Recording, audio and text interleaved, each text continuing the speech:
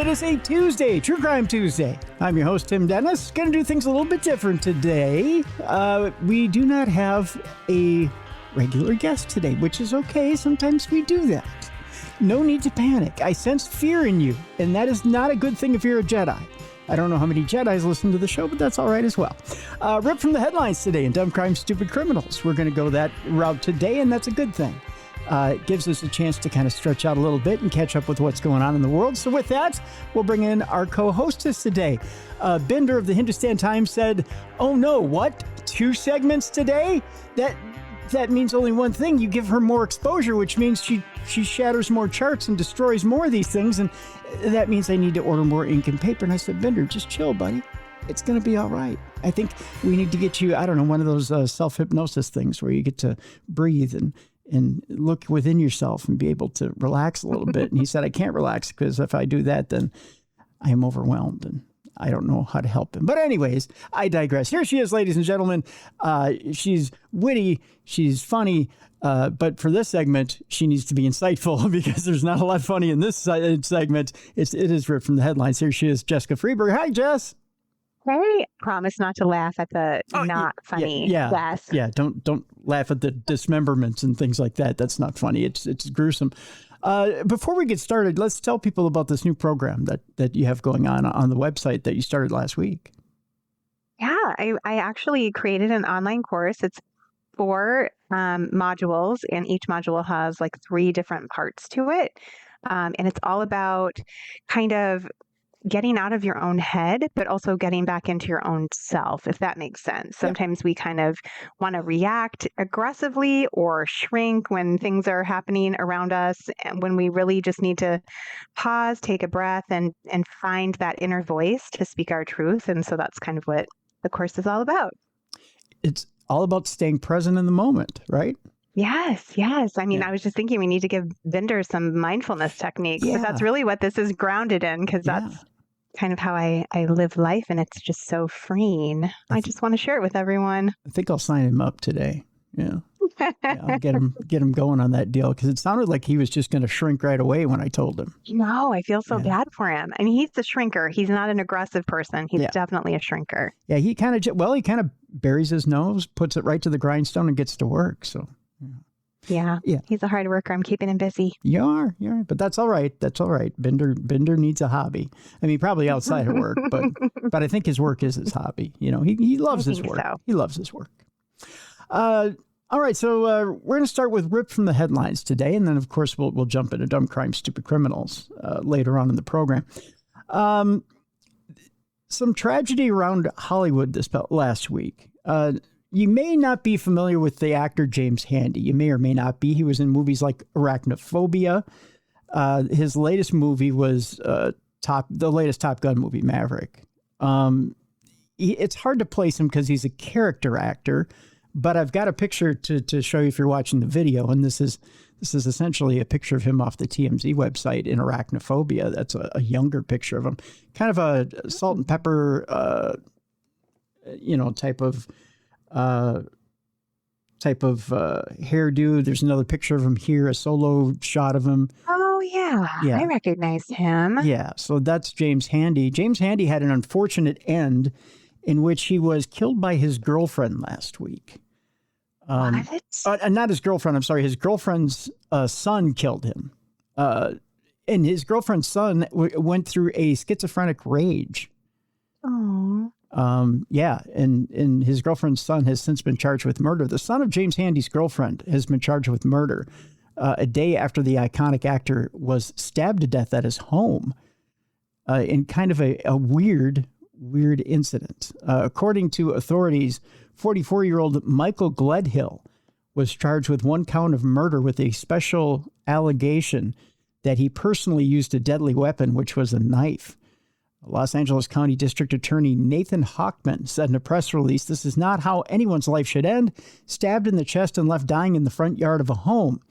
The victim deserved to live out his later years enjoying what he had worked so hard for and enjoying it with those that he loved and cared about."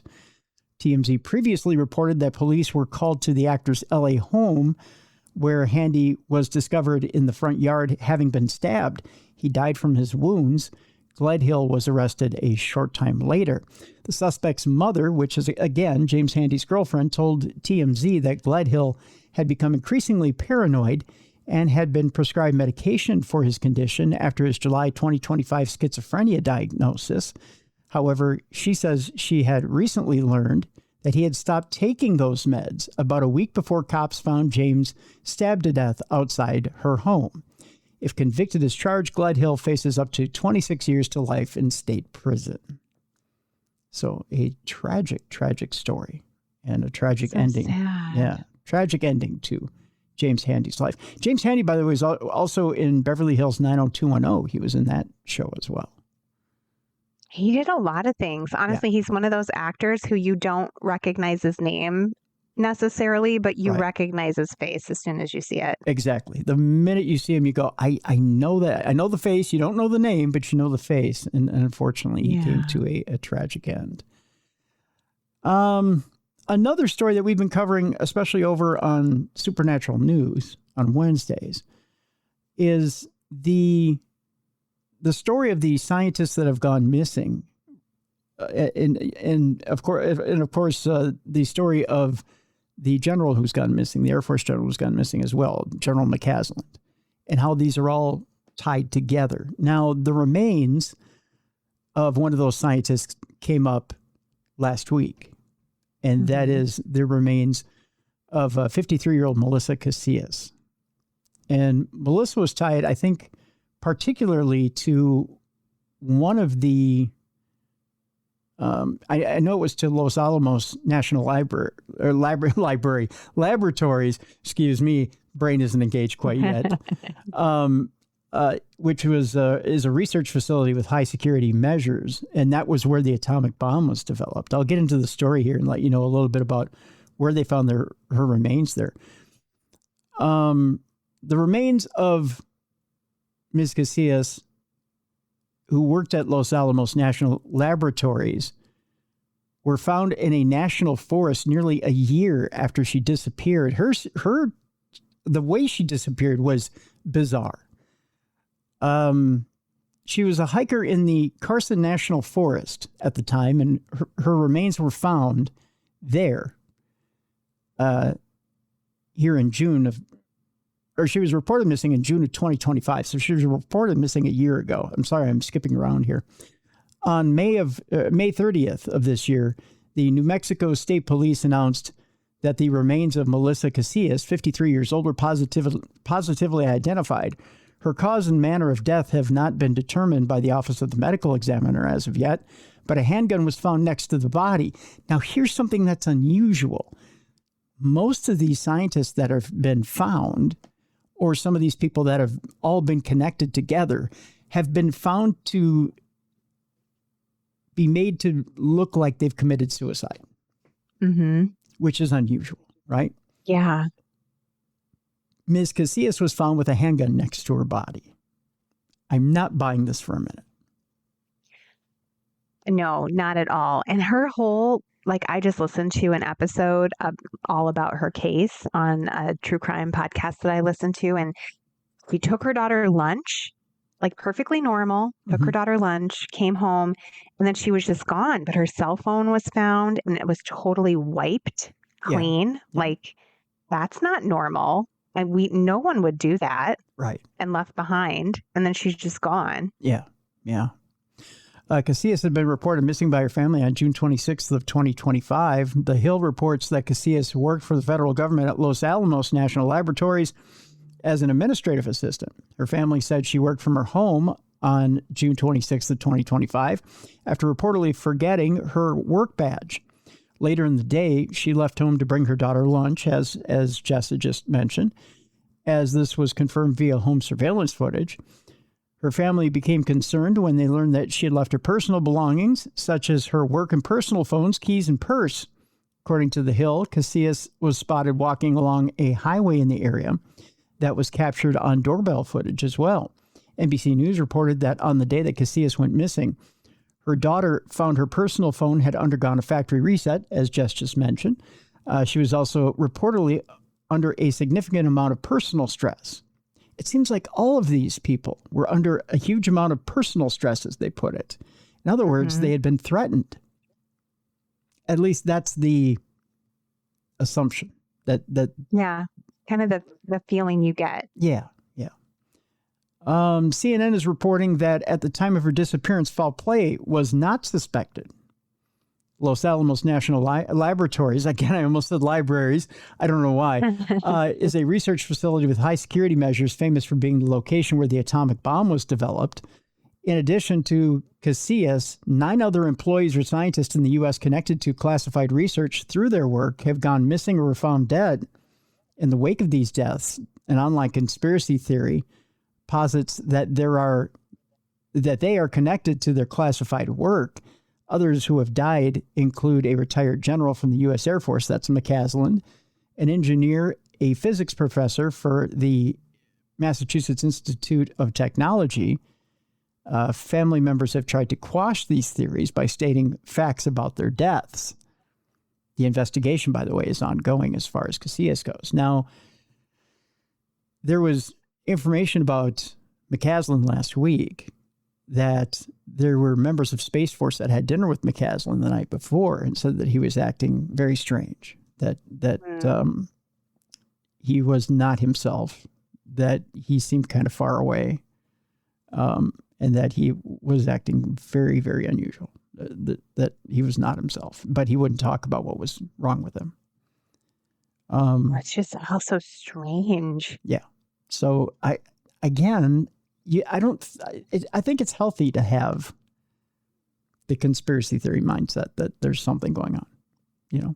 Yeah. I mean, it's really kind of hard not to look at all of these disappearances and strange deaths and not be a little bit leaning toward there's something happening that we just don't quite understand. It's just it's too coincidental. Well, and with disclosure rolling out here, Jess, I got to think that as they're formulating a story to be rolled out to us, certain people are being squeezed either to remain silent or to get their poop in a group, so to speak, and put out the right story, right? Right. Yeah.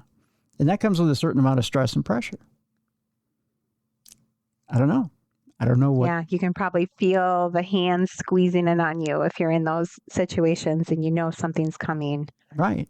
And a lot of these scientists that were working on things were working on everything from anti-gravity to other, propulsion systems to things for the government that supposedly had to do with reverse engineering of alien systems. So where do they fall in this narrative that we're about to get? It's kind of interesting as to why they're missing and what part of this puzzle they have that maybe will or won't be rolled out to us. Maybe that's not part of the plan. Yeah. So weird. Yeah. Speaking of weird, there's a story out there that I find really intriguing. And it's about an ex-CIA officer accused of stashing 300 gold bars worth over $40 million. He's been ordered to remain in jail pending trial. Have you heard about this story? No, I haven't. It's an interesting one in that originally he maintained that he needed these gold bars for a case, but he stored them in the wrong location. He put them in his home. Oops. Yeah, whoops, indeed. A former CIA officer who was arrested last month after FBI agents found more than 300 gold bars worth over $40 million stashed in his Virginia home has been ordered by a federal judge to remain in jail pending trial. 49-year-old David Rush is described in court documents as a former senior executive service level employee at a United States government agency who possesses top secret clearance and has access to classified information. According to multiple media outlets, Rush worked for the Central Intelligence Agency. At a detention hearing in Alexandria, Virginia on Friday morning, prosecutors argued that Rush is a master manipulator who simply cannot be trusted. Huh. That's saying a lot. There's a lot in such a little sentence there. His defense That's screaming. That is, isn't it? His defense attorneys argued that the gold bars that were requested and approved are all accounted for, and that his arrest, which stemmed from the accusation that he fraudulently took $77,000 in military leave, amounted to a single charge of time card fraud. That's a bizarre sentence. This is a weird story. Mm-hmm. So you've got... So he fraudulently took $77,000 in military leave. So in other words, he lied on his time card, and that's what they're claiming he may be guilty of. But it has nothing to do with the fact that he was storing these gold bars in his home, which he probably shouldn't have been doing. Storing, right. It's the fact that he didn't get away with stealing. Yeah. The only reason we're calling it storing and not stealing is because they found them. Right, and he returned them. Right. Yeah. He's like, how did those get there? Huh? Right. Oh, I have no idea. Well, they knew it because he had to check them out. He was using them for a case. He just hadn't returned them yet. Okay. They were overdue, much like a library book. I don't know if he thought he was going to get away with it. Well, no one's going to notice that these were checked out and never brought back. I'll tell you how we got here in a second, because it's even more bizarre, Jess. It really is. Magistrate Judge William Fitzpatrick ruled that Rush had the means and the motive to present a flight risk and will remain in federal custody until trial. Now, here's why we're here. The FBI executed a search warrant at Rush's Virginia home on May 18th, according to an affidavit filed in federal court in the Eastern District of Virginia. During the search, FBI agents seized approximately 303 gold bars, each weighing roughly 1 kilogram, and estimated to be worth more than $40 million. That's right. He was sitting on that much gold. Dang. Yeah. Federal agents also seized about $2 million in cash and approximately 35 luxury watches, many of which were Rolexes. So he's got something going on here. The plot thickens. Right. Rush was arrested the following day on a charge of theft of public money. In a joint statement to NBC News, the CIA and FBI said that the agency notified the Bureau after an internal investigation by the CIA identified as potential violations of the law. Now, according to the criminal complaint, between November of 2025 and March of 2026, Rush made several requests for a significant quantity of foreign currency and tens of millions of dollars in gold bars for work-related expenses. So it sounded like he was going undercover for something. Yeah, it does. Yeah. When Rush's employers conducted a review of his storage space at his government office, they were unable to locate the gold bars or significant amounts of the foreign currency that he had received. You're supposed to keep those in your workspace if you're not using them. Mm-hmm. They also could not identify the intended use of these funds. The court documents allege that Rush lied on applications for government jobs and clearances, falsely claiming that he had earned degrees from Clemson University and I believe it is it Rensselaer Polytechnic Institute? I'm not quite sure. And that he had served as a Navy pilot. So he had not done any of those. He's just kind of a scammer, like a total con artist. Yep. They also allege that Rush fraudulently took $77,000 in military leave. That's $77,000 after lying about being an active member of the Navy Reserve. So he filed for military leave and collected the money from that. Yeah.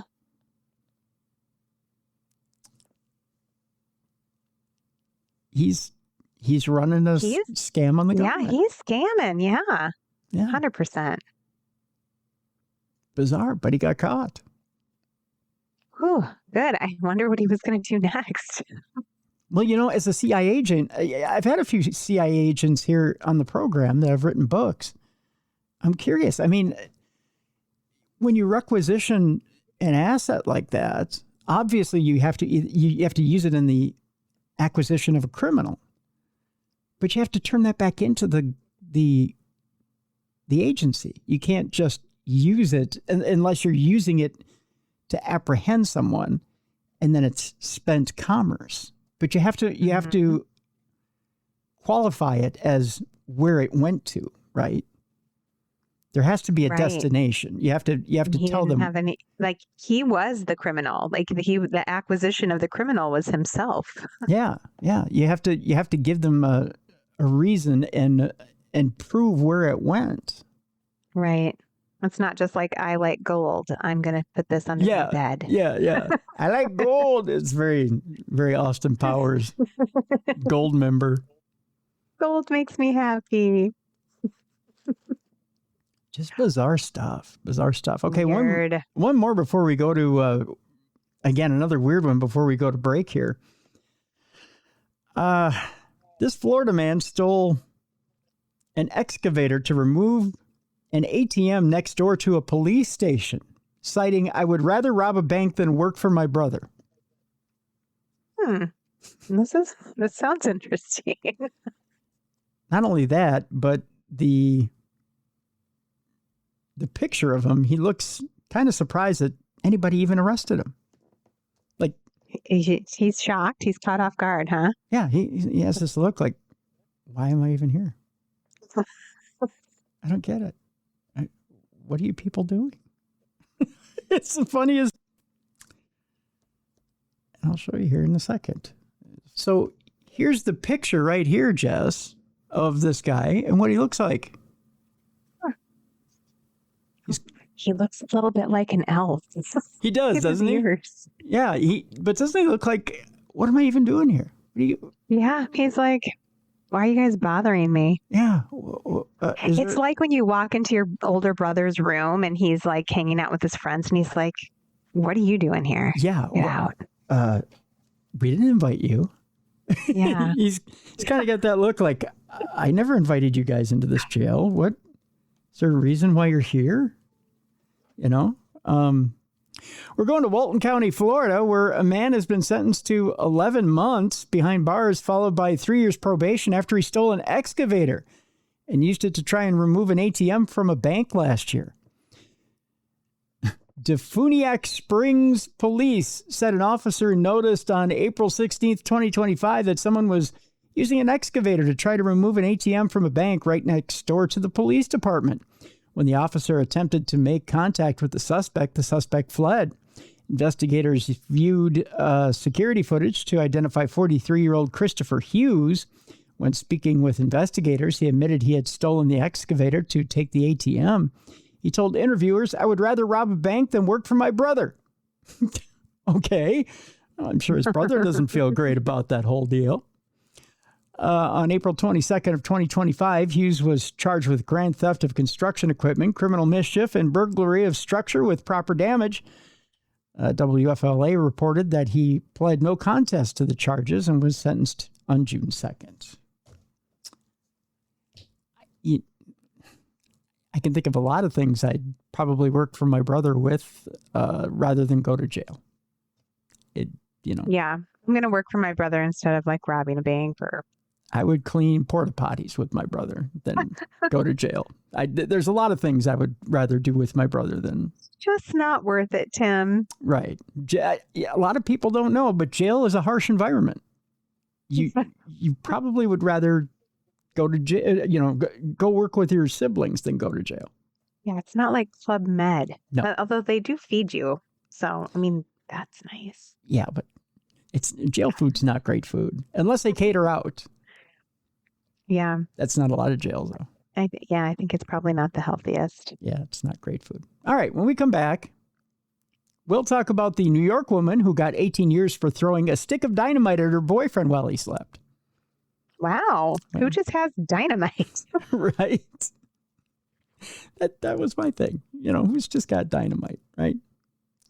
Also tell you a funny story that's somewhere in this program about it. On Sunday night, they had the HBO Max had the premiere of the Earth, Wind, and Fire biopic.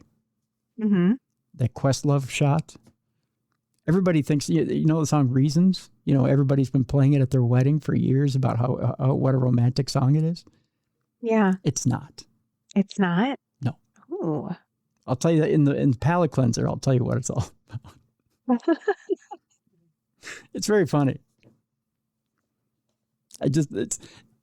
I'm gonna shatter a bunch of illusions today. It's very funny. It's very funny. Everything we thought we knew, Tim's about to. That's right. Unravel. We're gonna talk double entendres and shattering illusions today in the palate cleanser. It's gonna be very good. Also, in the second part of Ripped from the Headlines, a New York City man was sentenced for bludgeoning 4 homeless men to death with a metal bar. And we'll talk Tiger King. Ooh. And one cast member whose total vindication has come after a lion cub conviction was tossed. Oh, interesting. Yeah, so that's coming up in the second half of Ripped from the Headlines. And of course, Dumb Crime, Stupid Criminals coming up in just a bit. That's coming up next right here on the best in true crime podcasting. This is True Crime Tuesday.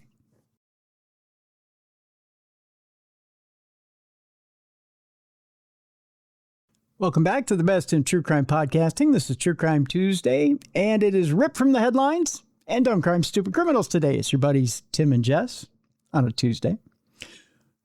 Jess, our second part here of Ripped from the Headlines starts out with a New York woman who got 18 years for throwing a stick of dynamite at her boyfriend while he slept. Again, I have to ask, how does one just have a stick of dynamite handy to do this? It's not like it's a typical firework, is it? I mean, is she like a minor? Like, I don't think so. Here's that woman right here. She kind of looks like one of the cast of the Cosby Show. I don't think that she does look like the one sister, right? The middle child. Yeah. She doesn't look like she looks like she has like that stereotypical middle class, Yep. Like she doesn't. The good girl next door walking around with a stick of dynamite in her pocket, waiting to throw it at someone. Waiting to throw it at a sleeping boyfriend, I guess. Right? We go to what did he do to deserve that, Tim? It's all his fault, I'm sure of it. I think I'm sure it is. You're very right. I'm sure it is. We go to Suffolk County, New York, where a 35-year-old woman has been sentenced to 18 years behind bars for first-degree assault after she threw a stick of dynamite at her boyfriend, which caused him to lose his hand. Tim, in my brain, I just didn't really connect the dots that it was like actually lit. Yes, it was lit. No, she didn't throw an unlit stick at him, Jess. This was... In my brain, I'm just like, she's just throwing dynamite at me. She blew his freaking hand off? Oh, she lit the fuse and threw it. Oh, I take back what I said about what did he do, because nobody deserves that. That's terrible. Yeah, that's right. The Suffolk County District Attorney's Office announced that on May 27th, Kiana Waddell was sentenced to 18 years in prison followed by 5 years of supervision after her release. Following a jury trial in April, Waddell was convicted of first-degree assault and first-degree criminal possession of a weapon. On March 22nd of 2024, Waddell and her boyfriend, whose name has not been released, and no, you can't fill it in with tasteless nicknames either. You can't say Stumpy or anything like that. That's not nice, people. No. Got into an argument. They both left the apartment. Later that night, the victim returned home and went to bed. He woke up to a hissing sound and saw what looked like a stick of dynamite. So she just put it under him and lit the fuse. That is insane. Yeah, a little bit. I feel like that's attempted murder. It should. Yeah. Right? By the way, he tried to put it out and eventually picked it up to throw it out the window, but it exploded in his hand. Hence, he doesn't have the hand anymore. Why would you first try to put it out? If I saw something going, I would automatically think, worst case scenario, open the window and chuck that thing. It's really like that Roadrunner in the, It's like the Looney Tune episode. It's just so unreal to me that somebody would use a stick of dynamite. Yes. Yep. I would get the hell out of there. I don't know that I'd even pick it up. I probably would just run. Running for the door. Yeah. The victim then ran outside and saw Waddell leaving the property. So she just lit it and went. Or she was standing outside waiting for him to blow up. What a psycho. Yeah. The remainder of the victim's hand was amputated, and Waddell was arrested the following day. Why did it take so long to arrest this woman? Yeah. Investigators learned she had previously threatened the victim with dynamite, so this wasn't the first time. It's like her go-to. You make me mad, I'm going to blow your ass up with a stick of dynamite. That's her threats? Yeah. That's her plan? First of all, how does she get a hold of it on a regular basis? Just I'm so confused by why she has dynamite in her purse. That's right. Just weird. What is she known as? Crack 'em up Kiana? Or what's her deal? She's like Wile E. Coyote. Like, yeah. Her purse says Acme on the front. Yes. Like, what the heck is happening right now? Regularly getting deliveries from Acme on the front. Bizarre. Most people get Amazon packages. She gets Acme packages. Poor guy. And he won't sign for them. I mean, obviously now he won't. I mean, he's missing a hand. Yeah. Too soon, Tim. I know. I'm sorry. Oh, God. Suffolk County District Attorney Raymond A. Tierney said domestic violence can escalate to deadly levels. In this case, as a sobering reminder of that reality, a dangerous individual has been held accountable and will face a lengthy prison sentence for this horrific act. But is it long enough? That's my question. I think she should have been charged with attempted murder. So she stuck that under him while he was sleeping. Yeah. And he didn't happen to wake up and it blew up under his body. He would have died. Yes, he would have. Can you imagine? Okay, so he's sleeping and he doesn't answer the call and boom. Can you imagine how bad that would have been? I mean, it would have been one heck of a mess, Tim. Yeah. As opposed to just blowing his hand off trying to throw it. I'm surprised it didn't do more damage. Honestly. You know, my grandfather, my mother's father, when he was a young man, he worked in the sand pits with dynamite.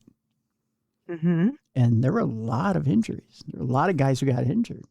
It was not an occupation for those who wanted to live a long time. No, exactly. It's very dangerous. Yeah. In fact, he didn't work. And we had sand pits here in Minnesota where they did that stuff. And that wasn't something where you went to work there for 30, 40 years. I mean, those guys generally went there to work for a couple of years and get the hell out of there. It paid well, but make some good money. I was going to say, get kind of hazard pay. Yeah, but you got out of there because you took your life in your hands every time you went to work. Yeah, but again, who among us who is not a minor has dynamite handy? It's just so weird. It's a bizarre thing, Jess, to acquire, to say, to even as you're acquiring it, to say, well, what do you need dynamite for? It's weirder than a samurai sword. I think that's weird. Well, people collect samurai swords. Weapon. People collect samurai swords. So that's different. But to say I collect dynamite, come on. Nobody collects dynamite. Sewer of dynamite, Tim. I just have a whole collection. It's an odd thing to have. Very strange. I don't know. Weird. Poor guy. Oh, what a way to lose a hand. Oh. Speaking of brutal, I believe this is another story about a woman who suffered from home invasion and from domestic violence. A brutal and unprovoked act of violence. This is a man. A sleeping man was stabbed with scissors more than 100 times during a home invasion. Oh my gosh. Yeah. Again, in New York, a 39-year-old man has been sentenced to 18 years to life in prison. Only 18 years again. For the death of a man he stabbed more than 100 times during a home invasion. According to the Queens District Attorney, Yang Zhang broke into the home of 41-year-old, I believe this is Yat Ming Wang, and his wife on May 22nd of 2022. Zhang accessed their apartment by climbing up a third-floor balcony. The New York Post reported at the time that, according to police, he jumped from balcony to balcony to get to the apartment. Once in the couple's home, Zhang stabbed Wang with a pair of scissors in what Queens District Attorney Melinda Katz called a brutal and unprovoked act of violence. Wang's wife escaped without being injured. New York Post reports that Wang was pronounced dead at the scene and that Zhang was tased before being taken into custody. He later told authorities he was looking for drugs. Police believe that Zhang was under the influence of a substance during the attack. The two men did not know each other. Zhang pleaded guilty to second-degree murder on May 13th, per the DA. He was sentenced June 3rd to 18 years to life in prison. Still, they keep him more like life than 18 years. Again, unprovoked, don't know the people, running around outside like freaking Spider-Man to get to their apartment on the third floor to find drugs. And then yeah. This is where, again, New York sentencing laws to me are curious. Stabs a man 100 times. 100 times. Can you imagine? That's a terrible death. That's a painful way to die. And because it's not premeditated, and that's the only thing that kept it from being first degree, he got second degree and only 18 years. 18 years to life. That's messed up. Yeah. But again, one of the most violent offenders ever took scissors and did the most personal, upfront, horrific murder you could do, face to face, over and over and over again, 100 times. Yeah, he definitely had to be on something. I mean, think about 100 times. Think about doing that motion 100 times and how tired you would be. Like somewhere in there, there's an opportunity to realize that you are doing something terrible and stop. Right. 100 times. You'd have an adrenaline break there somewhere. This guy didn't. So he had to have been fueled by meth or coke or some sort of drug. I was going to say, yeah, that sounds like a very methy thing to do. Yeah. Another New York City story here. A New York City man sentenced for bludgeoning 4 homeless men to death with a metal bar. A man who beat several homeless men to death with a metal bar in 2019 has been sentenced to 40 years to life in prison. See, again, I don't get the sentencing deadline or sentencing guidelines here. It's kind of all over the place. The Manhattan District Attorney announced the sentencing of 31-year-old Randy Santos on May 28th. On February 19th, Santos was convicted of 4 counts of first-degree murder, 1 count each of attempted first-degree murder, attempted second-degree murder, and attempted first-degree assault. Santos attacked multiple homeless men who were sleeping on the sidewalk in New York City's Chinatown on October 5th of 2019. He used a metal bar to strike and kill Anthony Manson, Nazario Abdularo Vasquez of Villegas, and Florencio Moran Camano. In the attacks, he also seriously injured David Hernandez, according to the DA. Santos then dropped his weapon and continued on his way. Then he found Chun Kok, who was sleeping next to a building. Santos then retraced his steps, retrieved the metal bar, returned to Kok, and hit him in the head several times with the metal bar. Eyewitnesses called 911, but by the time the first responders arrived, Kok had died from his injuries. During the investigation, authorities connected Santos to an attack the month before, in which he approached a homeless man sleeping on a bench near the waterfront, beat him, and attempted to push him over the railing and into the water, according to the DA.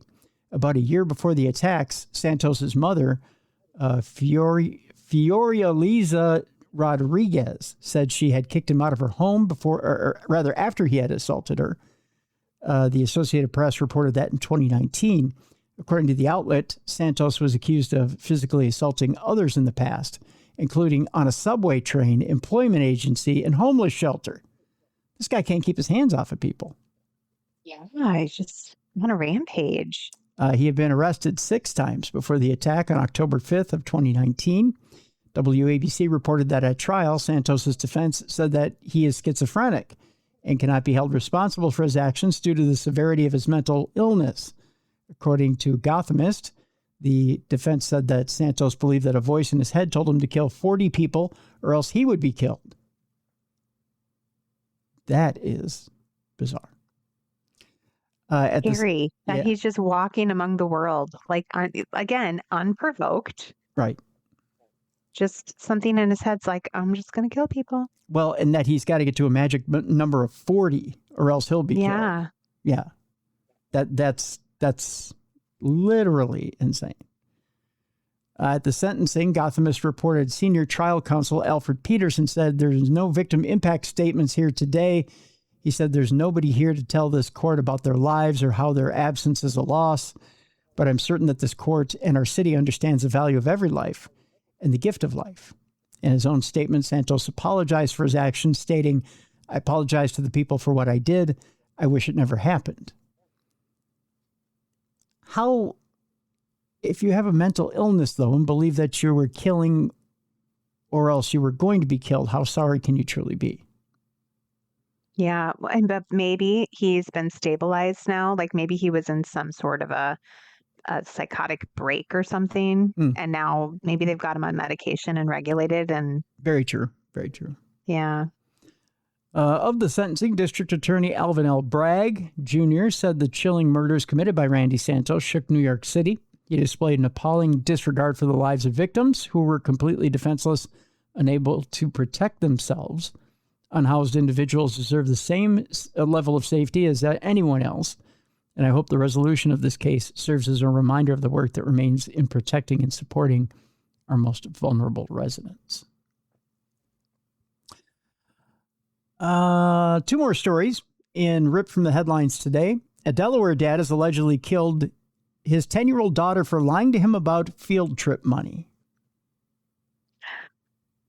Killed her, yes. We go to Smyrna, Delaware, where a 49-year-old father of three has been arrested and charged with murder and the death of his 10-year-old daughter and abuse of his two other children. Delaware State Police announced that the body of Fatima Cohn was found in her room on May 28th.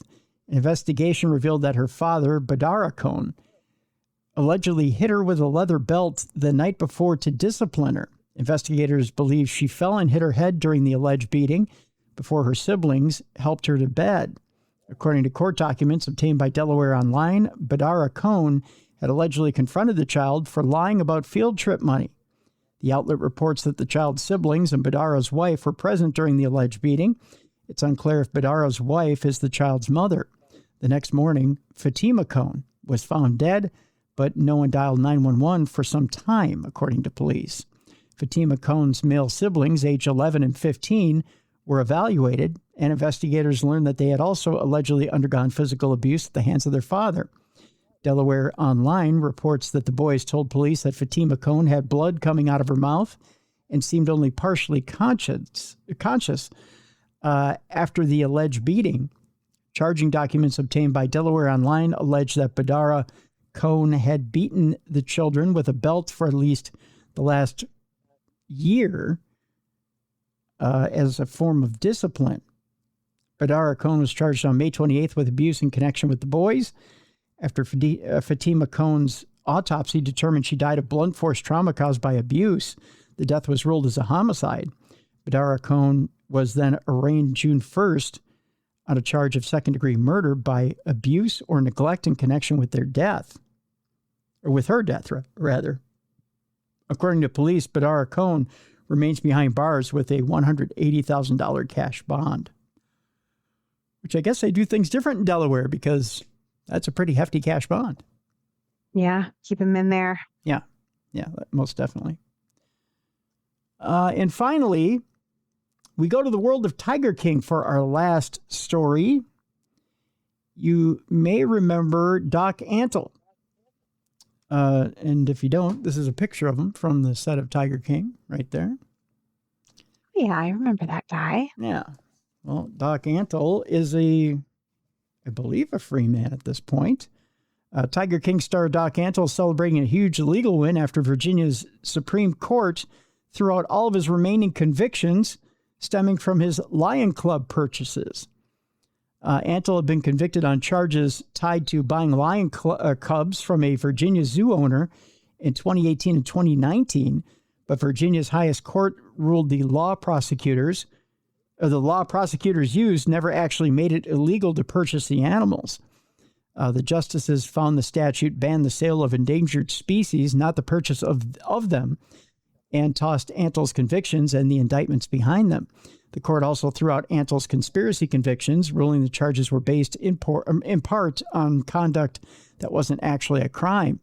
Antle called the decision total vindication in a press release, saying, "Today, the highest court in Virginia confirmed that I have said since the day these charges were filed, I broke no law, not one." Of course, this isn't the end of Antle's legal saga. TMZ previously reported that the Myrtle Beach safari owner was sentenced to 12 months in federal prison last July after admitting to wildlife trafficking and money laundering conspiracy charges involving cheetahs, lions, tigers, and a chimpanzee. But when it comes to the Virginia lion cub case, Doc just clawed back a huge win. See what they did there? Clawed back a huge win. Clever. Clever. With that, it's time now for us to lighten things up a bit. It's time now for Dumb Crimes and Stupid Criminals. It's Crayon News story time.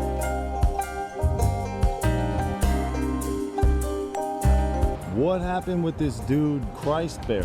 I heard he cut his penis off and then jumped off a balcony. Suspect pulls gun from butt, shoots twice at Denver police. What is your emergency? I need help. And what's the problem? I'm too high. You're too high? Yeah. All right, Jess, do we need to reintroduce you for this deal? I'm trying to remember. It's still me. It's still you. All right, so I guess we don't have to No. reintroduce you for this deal. Although, you know what? We'll start it off right here in our own backyard for the first story. How does that sound? All right, let's go. All right. I don't know if you heard the story or not. I know we have an Amazon warehouse here in town, but I didn't realize that the employees were not on the up and up. Uh-oh. That's like just down the street from me. Is it the warehouse? Yeah, I mean, it's not far at all. I could probably take a jog there.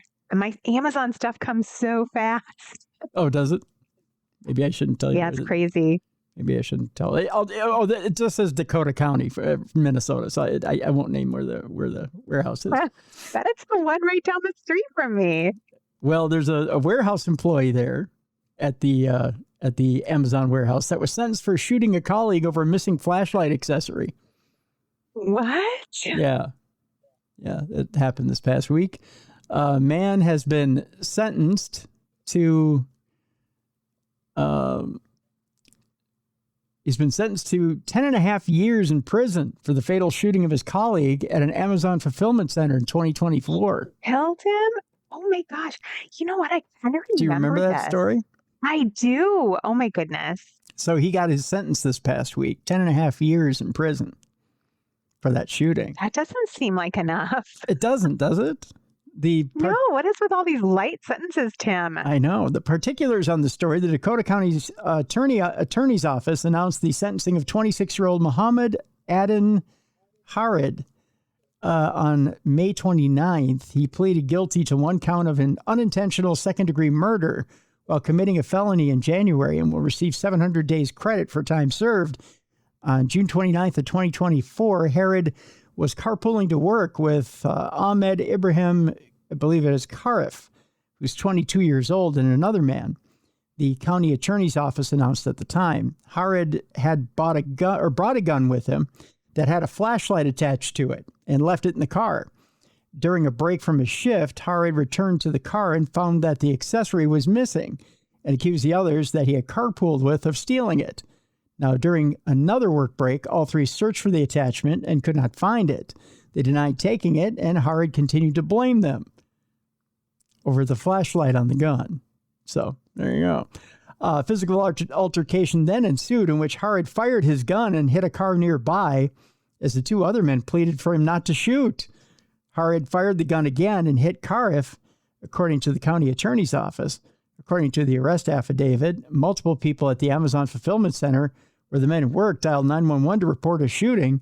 When police arrived, Harrod said that he had accidentally shot his colleague. Cariff was pronounced dead at the scene.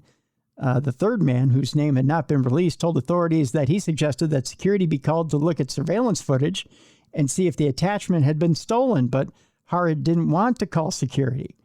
After this suggestion, the physical altercations began. County Attorney Kathy Keena said, "It's so senseless that the victim was shot to death over such a trivial matter." I think I agree. You know, it's a flashlight. Honestly. Yeah. I mean, you killed a guy over a flashlight.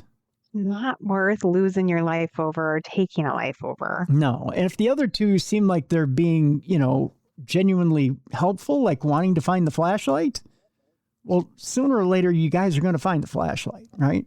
I mean, when you work at the Amazon Fulfillment Center, I got to think that's something they have around.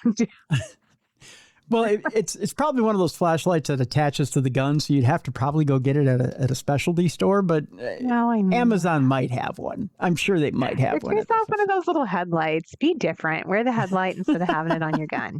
Maybe. There are solutions to this problem, Tim. There could be. Yeah, you're right. There could be. But it just seems so... It's such a trivial problem that shouldn't have cost a life, right? It's sad. Yeah. It is. Honestly. It's horrible. It's such a horrible thing. But yeah, it seems to me like there's just so many issues with, I don't know, so many trivial issues that cost people their lives these days. I don't know what's going to... It's like people are losing their minds. Well, speaking of losing their minds, if you're ready for this one, Jess. By the way, I don't know how you feel about this topic, but this topic drives me nuts sometimes. What is it?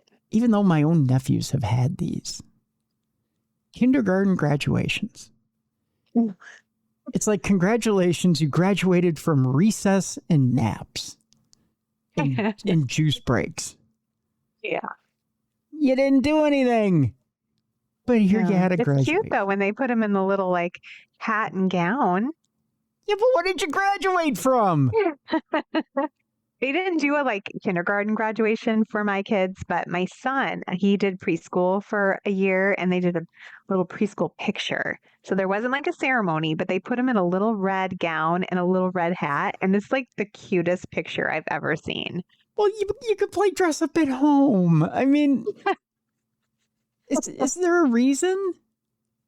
Yeah, I don't know. It's a money grab. They make money off of it. I probably paid $40 for those pictures. $40? Oh, no, all the school pictures, every time I get them, you can't just buy one. You have to buy the package. Yeah. And it's always this big package of pictures. You only want one for you and maybe one for each of your grandparents. And you end up with all of these extras because that's just how they sell them. So, yeah. I'm going to guess $35 to $40 for that little preschool graduation picture I had to have because it was they get you. That is how they get you. I mean, it's, oh my God, that's horrible. Well, no wonder then that there's fisticuffs at that kindergarten graduation. Really? Yes. A man is facing... Come on, parents. A man is facing charges, Jess, after a fist fight broke out at a Harrisburg, Pennsylvania kindergarten graduation. Do better. This is just embarrassing. But no, I don't blame the guy. I think he should have took out everybody in the kindergarten graduation. If I have to be here, I'm going to beat you all up. That's right. I think he should have took out the entire school. Do they have to have a grad party too? That would be a lot. You know what? I think they deserve it and they should get drunk at the kindergarten grad party.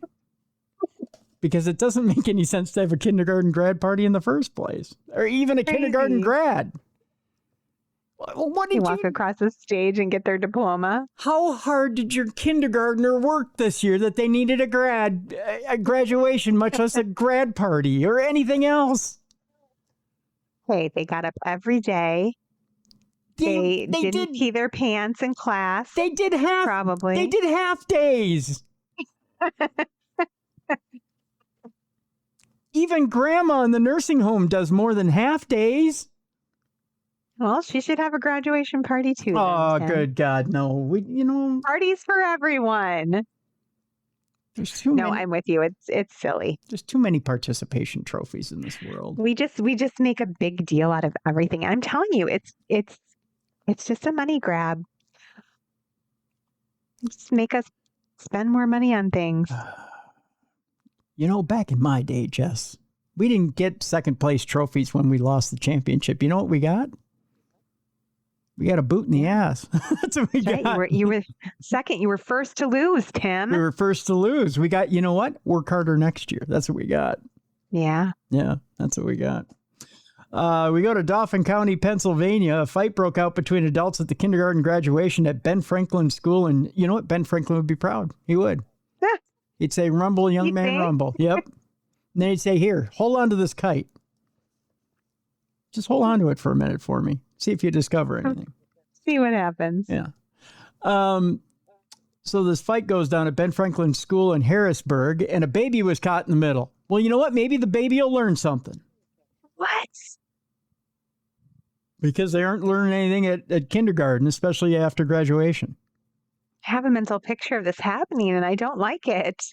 Now, viral video shows multiple parties engaging in a physical fight, and a baby was taken from the arms of one of the men involved. Well, he was just trying to teach a kid how to fight, because evidently they're not learning anything in kindergarten, except for how to... He's just fighting with a baby in his arms, though? Like, who does that? A man who wants to teach his kid how to fight. That's who. My story's all jumpy here. It's like they don't want me to read the story. Like, it's that horrendous that they don't want me to read it, Jess. They're like, are you sure you want us to... You don't want to read about our terrible town. It's like, fill your brain with better things, Tim.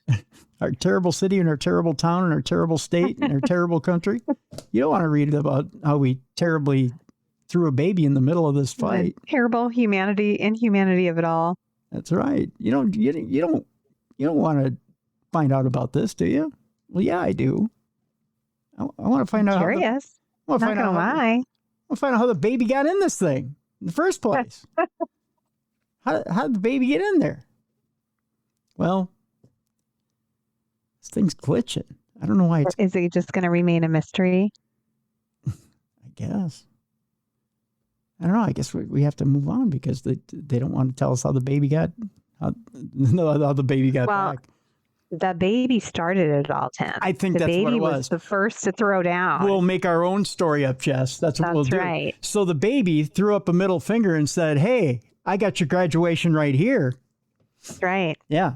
And they were like, "Whoa." And then he was like, "You looking at me? You looking at me? You looking at me? Because I don't see anybody here but me." And you know what? Yep. I just put a turd in the punch bowl. So what are you going to do about that? That's right. Yeah. And he's like, "It's on. Let's go." Yeah, it's on like Donkey Kong. Biatches. That's what the baby said. That's what the baby said. Yep. And they're like, "Oh yeah?" And he was like, "Yeah." And he's like, "Oh yeah." And he's like, "Yeah." And he's like, "Oh yeah." And he's like, "Yeah." And they're like, "Okay." Oh, well, now it stopped glitching. Oh, Because I like our version better anyway. Yeah, I do too. And you can't make up a better story than what we just made up. Harrisburg police said the aggressor was charged with this. Wait, did I go too far? Wait, no, here we go. Was the aggressor the baby? The baby was charged? Yes, the baby was charged. Yes, they put little tiny handcuffs on the baby, and they're this big. They're the cutest little handcuffs ever. Baby's first mugshot. They were fur lined too, so you wouldn't hurt the baby's wrists. You wouldn't break his little bones. Yeah. Viral video shows multiple parties engaging in a physical fight, and a baby was taken from the arms of one of the men involved. Harrisburg police said the aggressor was charged with disorderly conduct and trespass from the school. No further police involvement was needed, said Captain Kyle Gouch. Harrisburg School District shared the following statement with CBS 21 following the incident. The incident at Ben Franklin School was a domestic dispute involving adults. The Harrisburg School District does not condone such behavior, nor will it be tolerated on school property. The safety and security of our students, staff, and visitors remains a top priority. The identity of those involved and whether they are facing charges has not been released by police at this time. That was boring. I like our version better. I do too. Was this the video where one of the ladies had like full on pajamas and slippers? It looks like it. It looks like her ass is hanging out too. This one? Yes, I think I might have seen this video. You know what? I'll post it. I'll post it in the description of this program so you guys can watch the kindergarten graduation fight. Yeah, you really got to keep an eye out for those babies at those grad parties. They are delicious. They drink their share of beer. Yeah, I think its milk was spiked. The milk was spiked.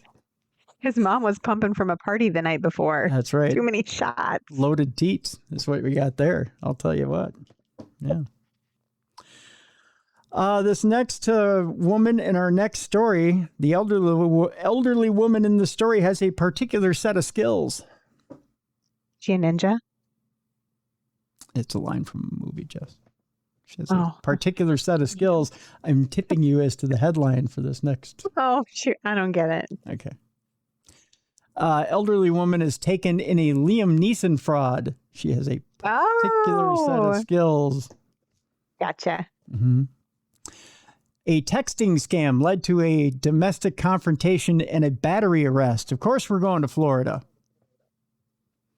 where an elderly Florida woman has been sending all of her money to someone claiming to be Liam Neeson. Oh, no. Here's what I'm going to do. I'm going to send you a text. You're going to send me all of your money. That's sad. She was so excited. She was telling all of her friends. Yeah. She's like, maybe I'm the next Pamela Anderson. Liam Neeson's my boyfriend. How could she not know that Liam Neeson is dating Pamela Anderson and that they're happy together? That's right. Yeah. I forgot about that. Yeah. By the way, the person that's claiming to be Liam Neeson has been arrested for striking a family member who seized her phone in an attempt to keep from... Oh, wait. I think I'm reading this wrong. An elderly Florida woman who has been sending all of her money to someone claiming to be Liam Neeson has been arrested for striking a family member who seized her phone in an attempt to keep the accused from continuing to exchange texts with the fraudster. In other words, she was so hooked on Liam Neeson, that she hit a family member. Oh, this is sad. She's in love. She was really emotionally invested. She was. Yeah. Cops were dispatched Wednesday evening to a reported domestic disturbance at the Port St. Lucie home of 76-year-old Judith Barrantes. Officers questioned Barrantes, the female victim, and a male relative about the alleged battery, which resulted in the Neeson contacts. The victim, whose name is redacted from an arrest report, said that Barrantes is not of right mind and was being defrauded by this male who was not Liam Neeson. After Barrantes had handed over her phone, the victim said she began texting the person posing as the 73-year-old actor. Barrantes then took the phone back, cops charge, and struck the victim in the head and arm. Just don't you talk to my Liam. 50-year-old Julio Barrantes told cops that Judith has been sending all of her money to someone claiming to be Liam Neeson. He added that the septuagenarian took her phone back from the victim and started hitting her on the head and arm.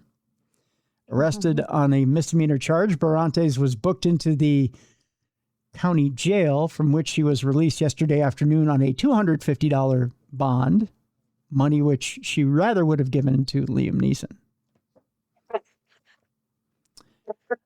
An arrest affidavit offers no details on how Barrantes met the actor or how much money was taken from her. Additionally, it's unknown if police are investigating the fraud. I hope they are. There are so many people out there taking advantage of people, especially older people who they don't get it. It's true. Sad. Other celebrities in the news, supposedly for coming into somebody's life and supposedly not doing what they said they were going to do. that? Our very own president.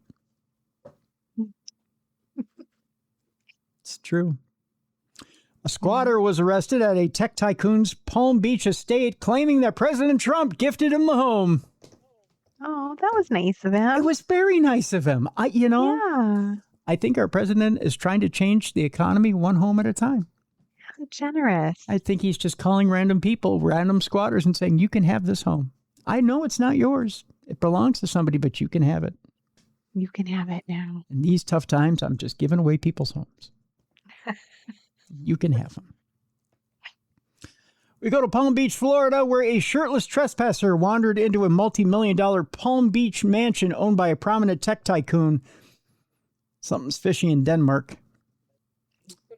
Officers with the Palm Beach Police Department say they arrested 26-year-old Kellen White on May 22nd after police discovered him inside an over $20 million mansion owned by the co-inventor of the optical computer mouse.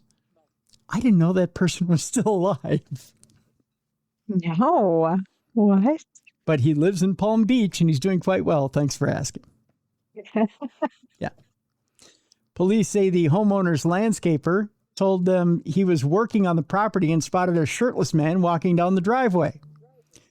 After calling the homeowner and learning he was not permitted to be there, he called the police.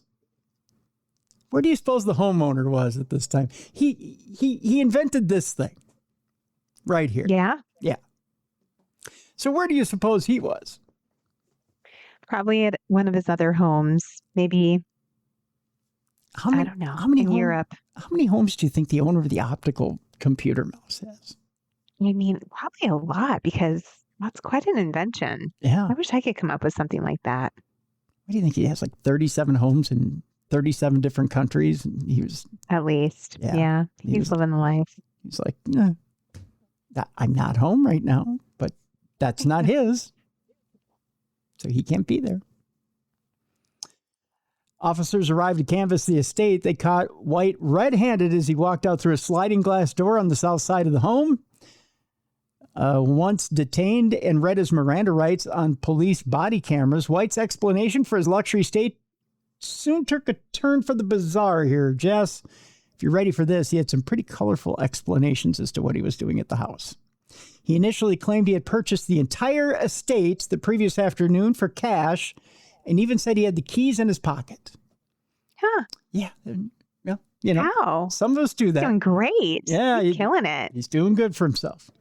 When officers tested the keys and realized they did not work on any of the exterior doors, White changed his tune all of a sudden, claiming the federal government had purchased the home for him and that Trump, in parentheses, air quotes, and other government officials personally told him he could enter through the unlocked sliding glass door. So President Trump, said, it's okay. You could totally just go in the sliding glass door. I don't do a very good Trump. Go in the sliding glass door. It's all right. Go ahead. It's on me. You sound like a drunk version. Yeah. Drunk Trump told him, go in the sliding glass door. Oh, almost like a little Bill Cosby-ish. It's okay, you can go in. We will go in the sliding glass door. You can go and have a drink on me. I tell you, there's a woman waiting for you in the bedroom. Give her a drink on me as well. Party pop. You nailed that one. Thank you. A walk through the mansion revealed that White had completely moved into the tech inventor's home. In the master suite, police discovered an unmade bed, White's backpack with clothing scattered on the floor, and his wallet, complete with a U.S. Air Force ID, resting on the nightstand. So, made himself. Obviously. Yeah. Trump told him to make himself at home. President Trump got on the phone and said, is everything okay there at the house? I'm just wondering if you had a good time and you slept well and everything was okay. I'm dying. Because if not, they'll have the maid come by and she makes up the bed, she can flip up the covers and everything will be all right.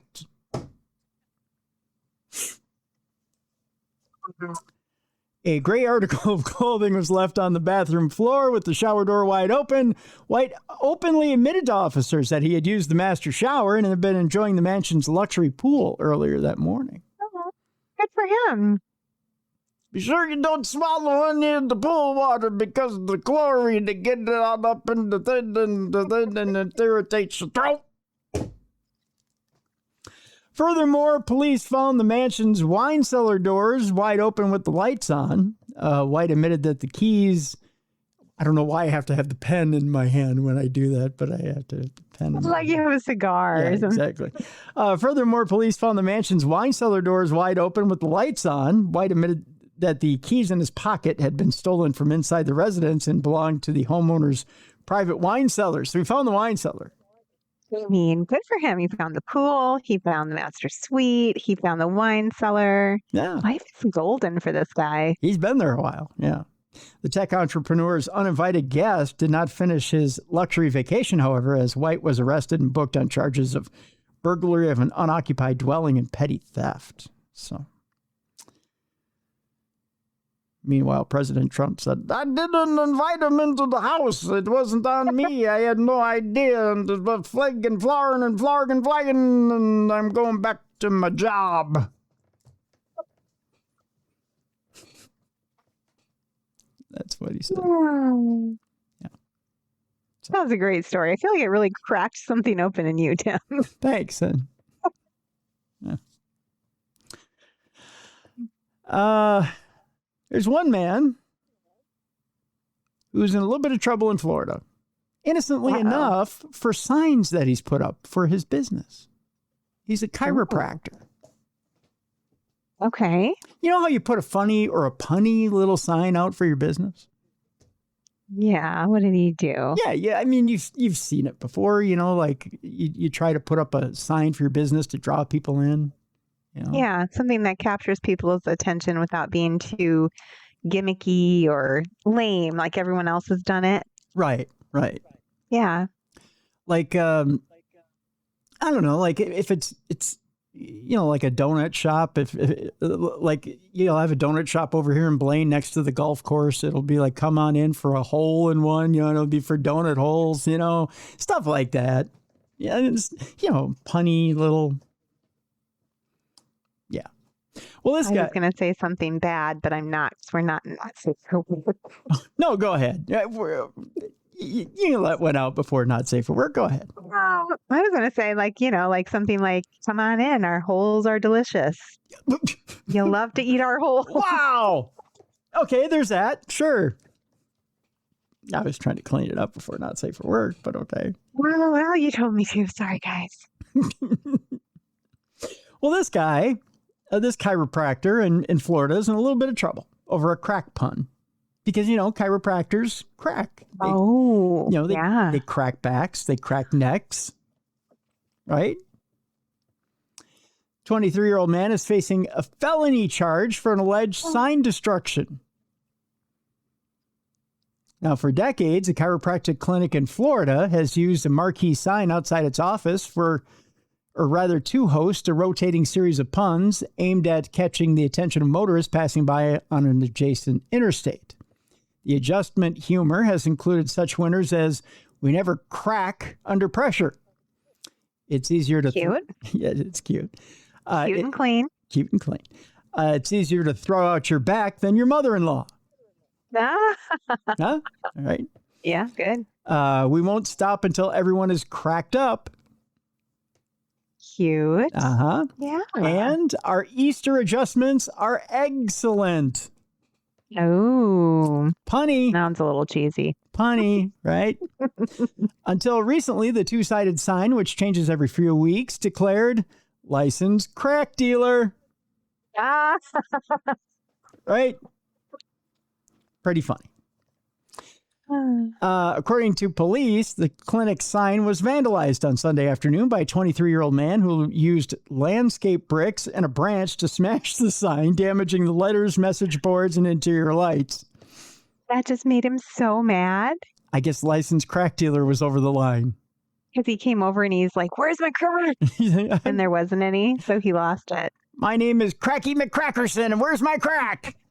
Right? And he just went nuts. This, by the way, is the picture of the 23-year-old man who couldn't stand to know that his crack was not there. Man, what's wrong with you, brother? Doesn't he look like a 70s folk singer? Oh, he does. Yeah, give that man a guitar and Yeah. little fringed leather vest. Maybe a Pabst Blue Ribbon. Yeah. Right. When confronted by cops, Benjamin Fregali, he does look like a Benjamin, doesn't he? He does. Yeah. Spontaneous Benji Fregali spontaneously advised the sign message was licensed crack dealer, and he thought that was illegal. Oh, he's just trying to be a good citizen. I guess. Fregali, according to an arrest report, showed no indication of drug or alcohol influence or any mental health issues. What? Why Fregali did not get the joke or actually believe that cocaine was being openly advertised is not addressed in court records. I feel like that is a sign of a mental health issue. It kind of is, right? When you don't get the joke. Come on. Like, the cops haven't stopped by to stop this man. Why would you? Yeah. Right? That should be the number one indicator. I would think. The cops haven't stopped by to shut him down. Why would you? If in doubt, ask a friend. Right. Do you think this is real? Yeah. And then someone could be like, no, Benji, it's just a joke. Yeah, It's okay. Put your baseball bat away. Tone it down and tune your guitar, Benji. We want to hear more John Denver out of you, right? I mean, that really should be the message here. How crazy. Yeah. Crazy that he wasn't crazy. Yeah, crazy that he wasn't crazy. He just was a concerned citizen and felt he needed to destroy that so that the young children wouldn't go in and get crack. I know. Since the Palm Harbor's clinic owner estimated the damage to the sign significantly exceeded $1,000, Fregali was arrested for felony criminal mischief. He was booked into the county jail where he locked up in lieu of $5,000 bond ahead of a May 29 court hearing. By the way, it's already happened. Fregali's rap sheet includes convictions for trespass, probation violation, obstruction, and battery for punching his father in the jaw last year. Okay, this guy definitely has some mental health issues. Come on. Yeah. Maybe his father didn't love America. I don't know. I would feel better about it if he was on drugs or highly intoxicated. He's just doing all this stuff just because. Here's why he punched his father in the jaw. Are you ready for this? Yes. In November 2024, Fregali was arrested for allegedly punching his father in the jaw, in the head, and hitting him in the ribs with a metal baseball bat after being told to go to bed because he was intoxicated. Well, in that case, he was drunk. Prosecutors subsequently decided to drop the aggravated battery with a deadly weapon charge in that deal. So, Benji, evidently, when he's got intoxicants in him, is a little. He goes from being Benji to Ben. So, you know. Wow. Maybe he had a few and then saw the licensed crack dealer sign and felt the need to rage out. Yeah. He's just a little unhinged. Just a little. Just a tad. Mm-hmm. Alcohol makes Ben mad. I think they should have on that sign, you got a real nice crack. Want to see our crack? Come on in. We hear we have the best crack in town. That's right. Plenty of crack, no hair. Huh? I don't know. There's lots of things you could put on the sign. Now that it'll be rebuilt after Ben gets done paying for it. So yeah, there's that. All right, this next story, Jess, qualifies for the most emailed story to my inbox this week. Really? Well, I'm excited to hear it. They always send you good ones. Yes. Sent to me probably 14,000 times this past week. It was sent to me quite often. So thank you, everybody who was on top of it this week. All of you sent it to my email. All of you sent it to me. Everyone. And evidently you all like a good cop shooting in the break room. So, Oh no. yeah, it's a popular topic this week. A microwaved fish led to a cop's felony arrest. Fish? Nobody, by the way, Jess, the number one offense of any break room, any lunchroom, microwaving fish, evidently. We make it stink. Yeah, it's true. It's horrible. A detective was charged with pulling out his weapon over the stench of microwave fish. Wow. Who gets that mad about stinky fish, though?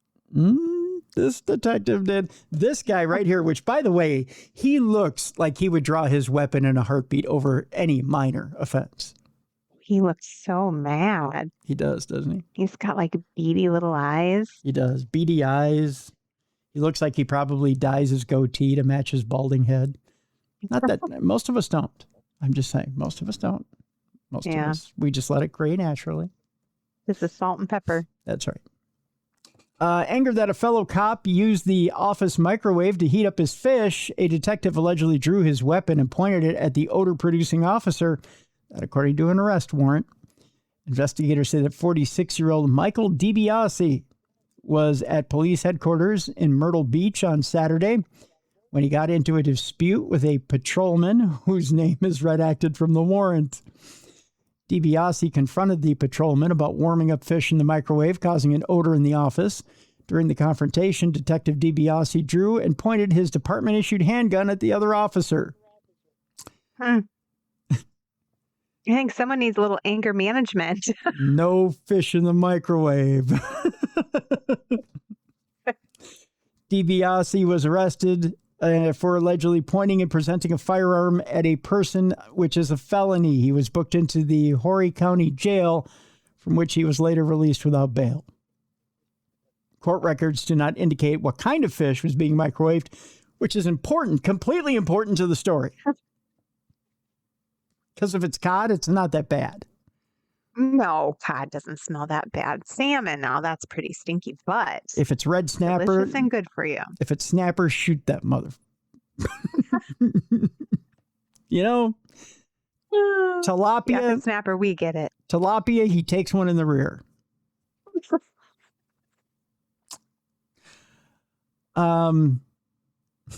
It says here in parentheses, which itself could be considered criminal behavior, depending on what kind of fish it is. Fish does stink when you microwave it, in that guy's defense, but scary. That's all it takes for him to become totally unglued. Right. He's out in the world dealing with criminals. Like, he's just one bad glance away from shooting someone on the street. Oh, you know he beats people illegally. For no reason. Yeah. You know he's a bad cop. DiBiase was placed on administrative leave following the May 30th incident. The subsequent internal investigation identified several policy violations that resulted in his termination, according to a Myrtle Beach Police Department statement. Which it was a one-page statement on this guy about the different violations. So he, Yeah, he's in trouble. DiBiase was not a great cop. We'll put it that way. All right. Our next few stories have to do with fast food restaurants. We have some fast food violations this week that we need to cover. One, Jess, has to do with the fact that if you destroy a fast food restaurant in the Bronx, police won't necessarily show up. That's our first story. Oh. It's the Bronx. Cops aren't. So if you want to bust stuff up, go there. Yeah, especially if you want to drive your car into a McDonald's, they won't show. A vehicle goes airborne and crashes into the side of a Bronx McDonald's. By the way, this is what the car looked like after it hit the McDonald's. The cops still didn't show up. They didn't come for that? No. You can... I have relatives in the Bronx. I'll tell you this much. You can get away with a lot. The cops still won't show up. We go to Soundview in the Bronx, where there were some frightening moments for customers at a McDonald's in the Bronx when a car plowed into the building. The vehicle went airborne at the location on Bruckner Boulevard between Morrison and Boynton in Soundview on Saturday just before noon. There was a hole in the brick facade where the front end of the car got wedged. There were two people in the car when it crashed. They both fled the scene. Why just? They were doing something naughty. Why just? Because they knew they could, and no one's going to chase them. Oh gosh, did they? Was it a stolen vehicle or something? I You're just will. gonna leave I your will car? give you $10 if it wasn't stolen. Yeah. There were no injuries, and the investigation's still ongoing. The restaurant is closed until further notice. That's story number one, involving a fast food restaurant this week. Story number two involves a woman accused of ramming a victim during a Raising Cane's road rage incident in Homestead, Florida. Raising Cane's is so good, though. Pretty good. I just had some at a grad party yesterday. Oh, did you? Yeah. Oh man, I'm so jealous. Raising Cane's chicken fingers. It's like adult kid food, right? Yeah, the sauce. Oh. Delicious. The toast. That's my favorite part. Oh, right. Right. I mean, you can take the coleslaw and just throw it out the window when you go. Yeah, I don't need that. Right. If you go through the drive-through, get yourself some chicken fingers, and you get the Texas toast and the fries. You can eat that on the way. You can start eating on the way home. Just take the coleslaw, throw it out the window. Yeah. You're good to go. That's what we had at my son's grad party. It was great. We had leftovers forever. Please I tell felt me, like we just froze it. Please tell me it wasn't after his kindergarten grad party. It was, Tim. Ah! It was. Right. I'm disappointed in you. Deal with it. I really am disappointed in you. A woman is facing 2 felony charges in connection with a late night road rage incident at a Raising Cane's Chicken Fingers location in Homestead, Florida. Authorities said the incident, which happened Sunday at the chain's location on Northeast 8th Street, involves crashes into both a person and a pickup truck.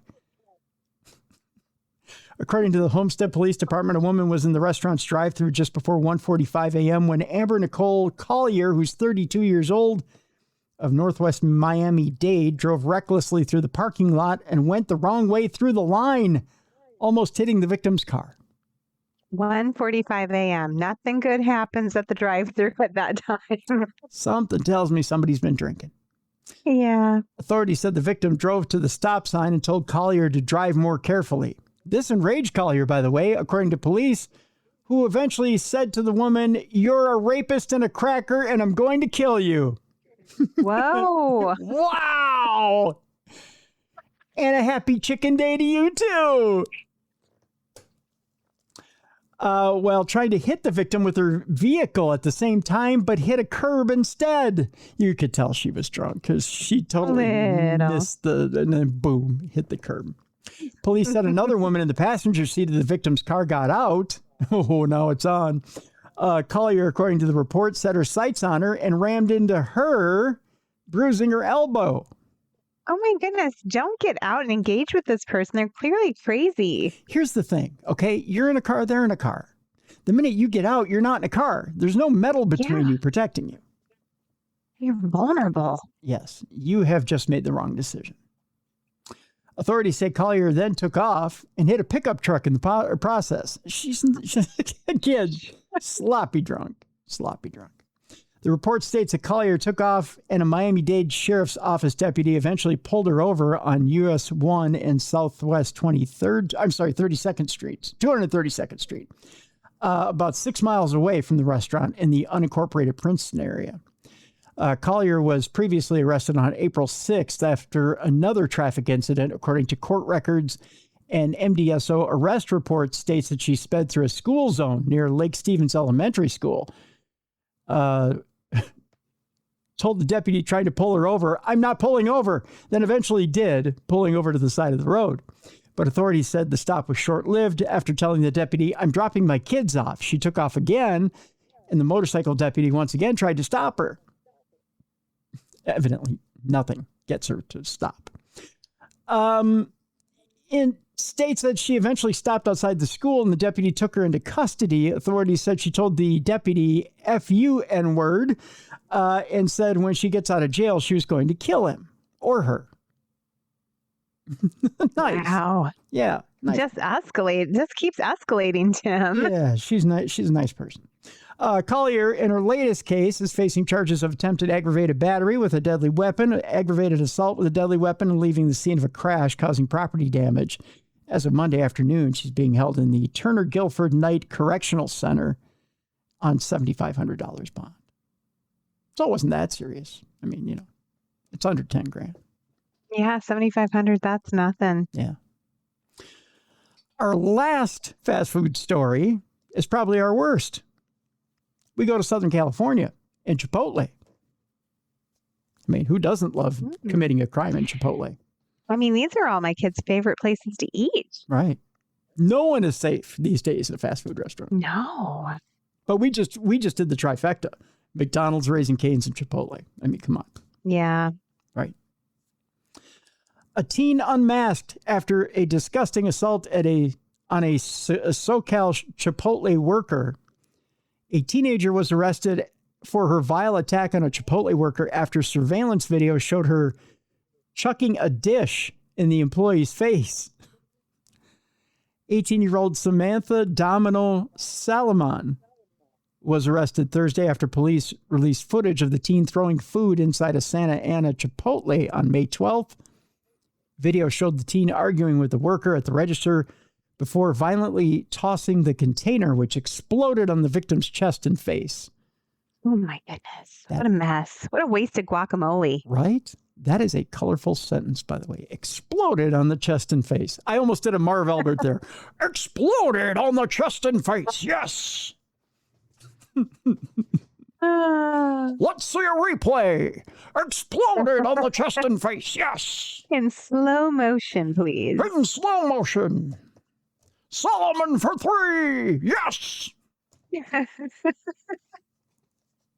Police released the footage in an Instagram post on May. I'm breaking out all the impressions today. Police released the footage in an Instagram post on May 27th, asking the public for help in identifying the suspect. Thanks to our correctional officers and several community members, the suspect was positively identified as Samantha Domino Salomon of Santa Ana. Why it took a correctional officer to identify this person who's 18 is beyond me. Yeah. Evidently, it's a juvie. Someone who's been to juvenile hall. Yeah. Yeah. They have a record. I'm shocked that they already have a record when they're behaving that way. Right. Good work. No one should treat anyone the way she did. One wrote, excellent little dirt bag. Another added, Santa Ana don't play. A third chimed in. So there you go. Little dirt bag. Wow. Yeah. They told her. All right, it's time now for Not Safe for Work. We almost got there with one of those stories, but so we might have educated your kids slightly. Mm-hmm. So it's time to escort them out of the room, put some Lincoln Logs or something in their hands and keep them busy with your boss. Maybe put some Lincoln Logs in his hand and keep him busy. Let's get to the stories in 5, 4, 3, 2, 1. Here we go. We'll start with California party mom who's been sentenced for hosting alcohol-fueled teen sex parties. Oh. Yeah, and here's a quick mugshot of her, Jess. Yeah. That's all I got to say. I don't have words. Thank you. I might, but I may be looked at as a bit misogynistic if I say mine. But everything that you said in the sentence leading up to you showing me her picture made me vomit in my mouth. Yeah.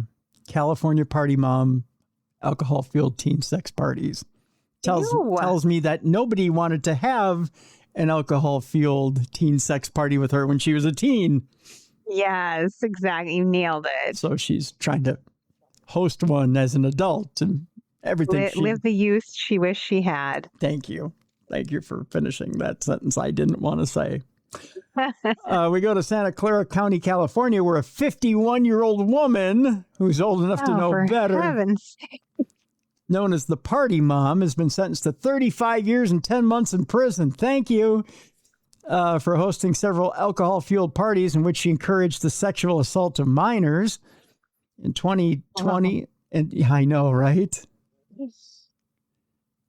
That's definitely need a shower after reading that line. Man, this is bad. In 2020 and 2021, Shannon O'Connor hosted at least 6 parties in which she provided alcohol and condoms for teens ages 14 and 15. How could you, if you have any moral compass in your head? I mean, she clearly doesn't. 0. Be like, I'm the cool mom. Here's a condom and some alcohol. Like, how low is your self-esteem that that's how you want to relate to kids? And like, it's just so weird. Yeah. What happened to her when she was growing up? There's something really wrong with her. Yeah, definitely. She would encourage the teens to drink excessively and sexually assault minor girls, sometimes while she watched. I hate this story. Yeah, we'll get through it together. Ugh. To quote Dusty Rhodes, put your hand in my hand and we'll get through this together. That's paraphrasing. The acts she pushed the teens to perform were often non-consensual, you think? During one party she hosted, she watched and laughed as a girl was sexually battered in a bedroom. At another, she encouraged a boy to assault a girl who was so drunk she told investigators she almost drowned in a hot tub. Right. O'Connor would instruct the minors not to tell their parents about the parties and would often text them or send them Snapchat messages in the middle of the night asking them to come over to her house to drink. O'Connor was arrested in Idaho on October 13th of 2021 on 39 charges, according to the Ada County Sheriff's Office. Her teenage sons were determined to be in imminent danger and removed from her custody. CBS reports that when authorities arrived with an arrest warrant, there were 10 underage boys and 2 underage girls in her home, most of whom had spent the night. Not good. I don't know about you, Jess, but I know a definite disadvantage when I see one. Yeah, those 2 girls, that's not safe. Yeah. When you have if you're the parents of these girls, like, you're not even getting this lady to jail if those are my girls. Like, she's not going to make it. I'm going to go find that lady with the dynamite and be like, girl, I got a job for you. Let's go. That's right. I want to give this woman a new nickname. How stumpy. We're gonna shove that dynamite somewhere she can't reach it, so she ain't never getting it out. She's gonna blow up from the inside out. Her new nickname is Cupcake. That's a reference to a story a couple of weeks ago. O'Connor, by the way, was convicted of the charges in March. According to CBS News, 41 witnesses testified at her trial after multi-day sentencing hearings. Several victims and their family members spoke out in court. Of their statements, CBS reports Santa Clara County District Attorney Jeff Rosen said, I listened to the testimony of several victims and their parents and heard these words and phrases over and over again. Predator, manipulated, groomed, hypersexualized, violated, betrayed, traumatized, isolated, intimidated, harassed. Made me feel small. Suffered several anxiety and depression. Contemplated suicide. Not over it. Lifelong impact. Forever changed me. Stole my innocence. Took away my childhood, but I also heard resilient and strong survivors. KGO-TV reports that on the 3rd day of the sentencing hearing, O'Connor said, my actions are the cause of your pain, or for your pain, and I am ashamed. And I face every day knowing that I was the cause. I'm not sorry for myself. I'm sorry for all of you and what I put you through. But as I look at all of you today, I hope you can find some comfort knowing that I've been punished and will continue to be for years to come. Boy, she sounds like a grade A narcissist. I mean, yeah. Are you sorry? If you were sorry, you wouldn't have done that crap in the first place. Right. I mean, you have to completely lack a moral compass to do the things that she did. Yep. No, she just did it for her own amusement. I mean, how is that amusing? That's so sick. Yeah. Yep. I hate that story. Yeah. Give me a better one, Tim. Oh, I got a better one for you, Jess.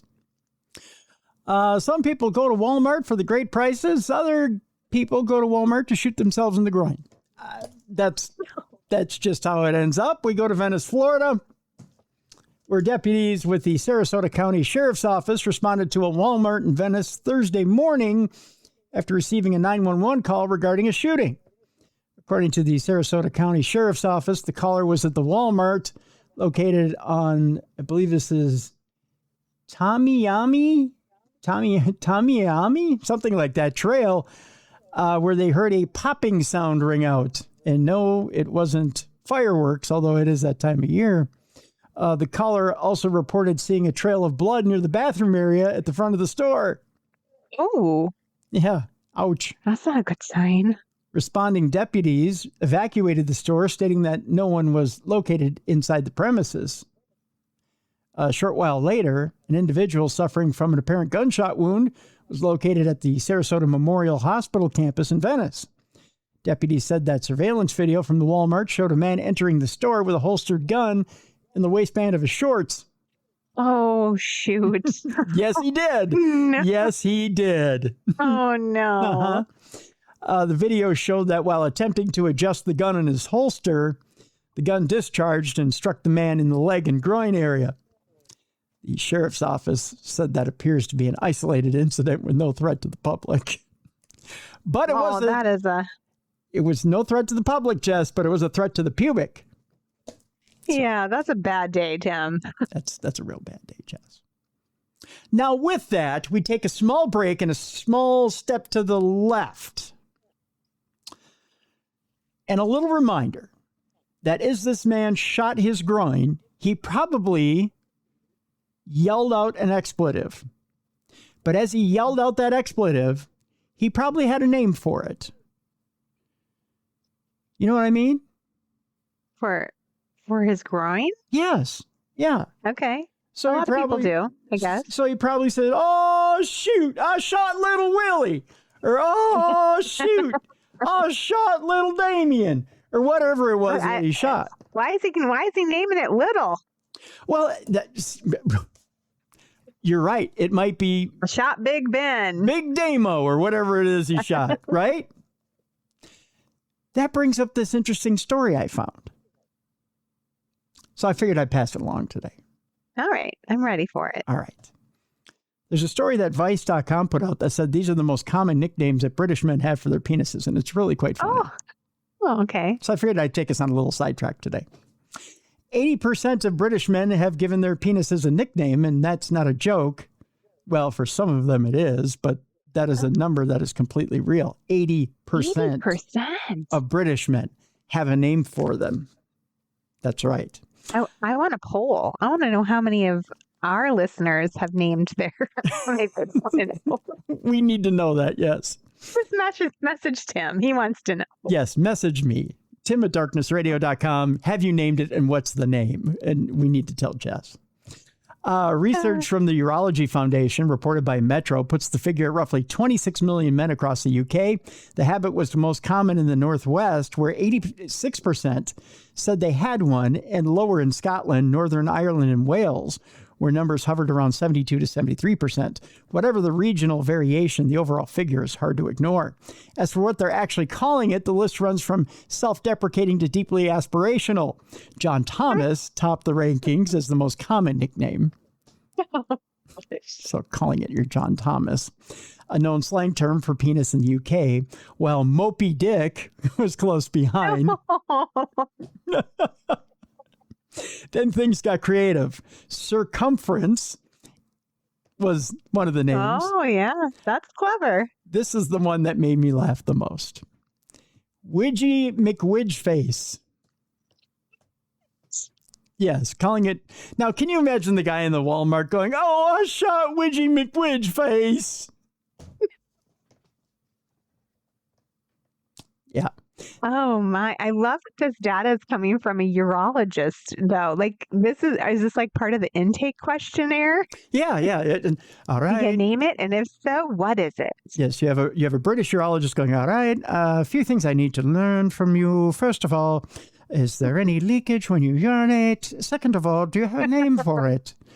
As a matter of fact, yes, I do. I call mine Widgie McWidgeface. Yes. Mm-hmm. So much better with the accent. I love it. Mm-hmm. Others went full military hierarchy. They called it the general, the captain, the boss, the prince, the champ. Those were all featured.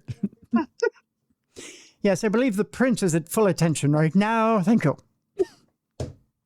Then there's the maximalist camp that call it the Rocket, the Wand, Rodzilla, Big Ben, and Little Man among them.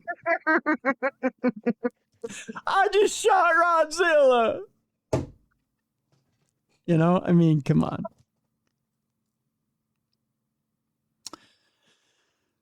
Now, they say that there's psychology behind nicknaming it. Psychotherapist Lucy Beresford told Tyler the psychology behind all of this is more interesting than it first appears.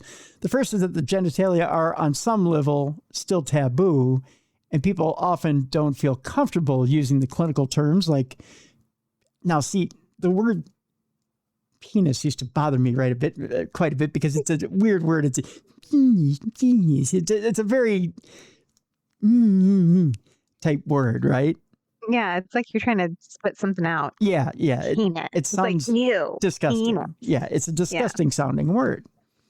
Or something like cock, she said. There's a disconnect between our capacity to want sex and our capacity to talk about sex. The jokey names, she added, are a way of minimizing the weight of the whole thing. Humor as a pressure valve, she said. The grander names carry a different type of energy. If you gave it a really powerful name like Rocket, Big Ben, the Terminator, or something like that, you're really speaking to the potency that you feel about yourself and about the prowess in bed that you have or about your capacity to give pleasure to your partner, Beresford went on to say. It's quite egocentric, really. She was quick to add that in most cases, it signals something good in a loving relationship, she said. Playful nicknames can deepen the connection. That can be just a great sign of affection, and it can deepen the relationship. So whether it's the champ or Widgy McWidgeface, at least someone's having fun with it. So there you go. The Terminator is kind of scary, though. I don't think I want Terminator coming at me. Someone's got an ego if they're naming it the Terminator. What is it, trying to kill me? I'll be back. That's the only thing I can think of is, the thing is coming back for thirds and fourths. Oh, my. Right. All right. On to our next story. Speaking of Widgy McWidgeface. I don't know if you've ordered DoorDash lately. My kids do. I don't. It seems like a waste of money to me, but it's a huge waste of money. Okay, so yeah, I've figured out just how much of a waste of money DoorDash really is. So if you go through a drive-thru at any fast food restaurant, let's say you pay $20 for an order, you'll pay exactly 100% more going to DoorDash. Yeah, crazy. You'll pay $40 for a $20 order going through DoorDash. Because not only do they, because you're like, Tim, no, that's not true. It is true.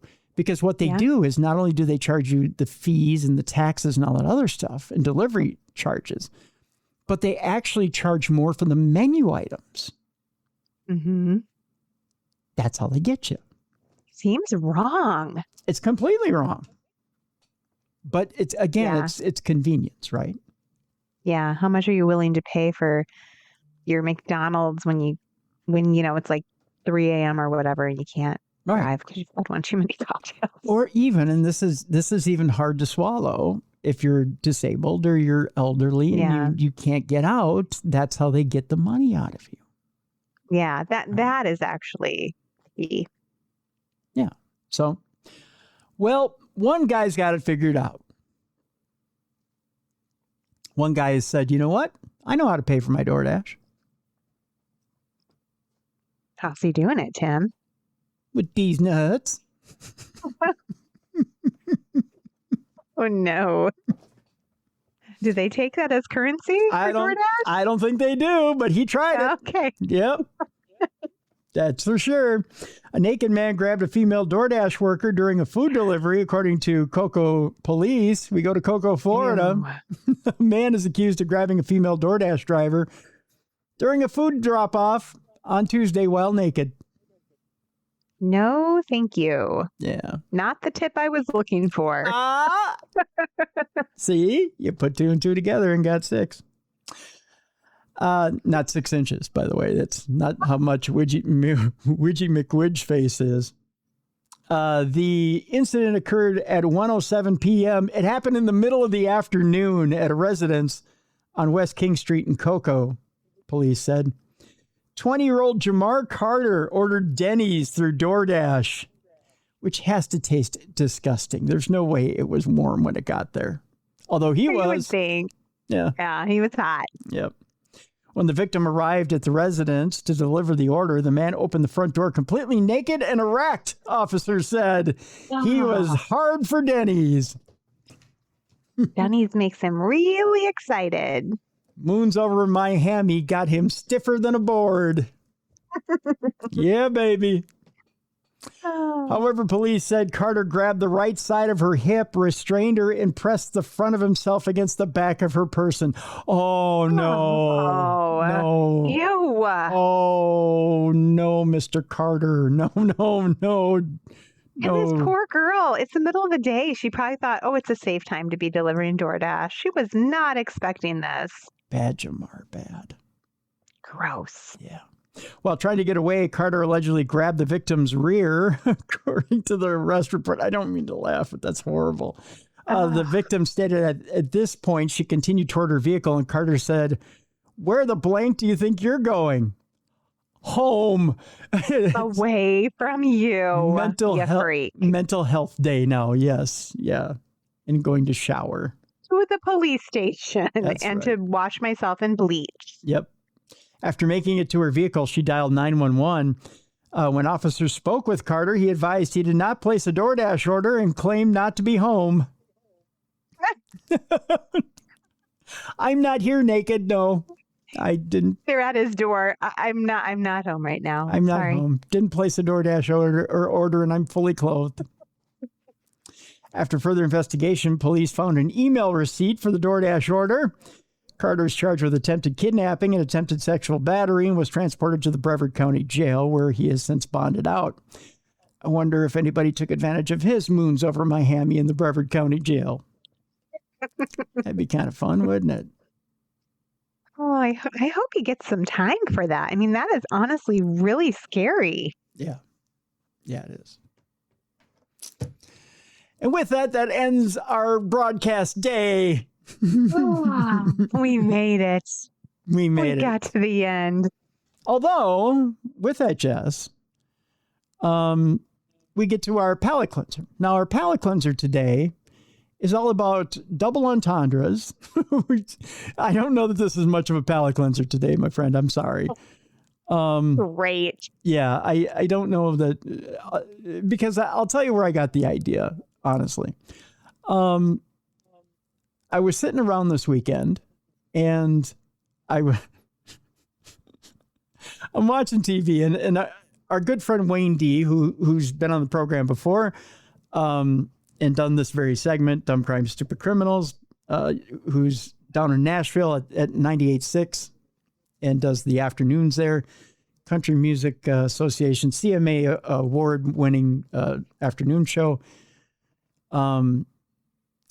Says to me, I'm coming up next week, right? Mm-hmm.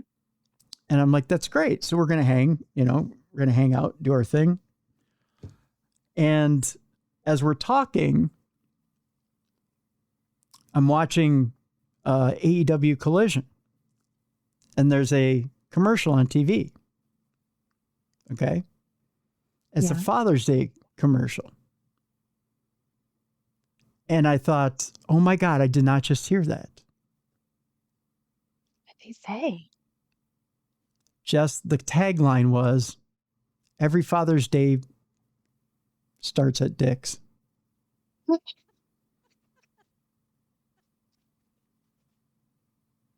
Yeah, it's not like, wrong.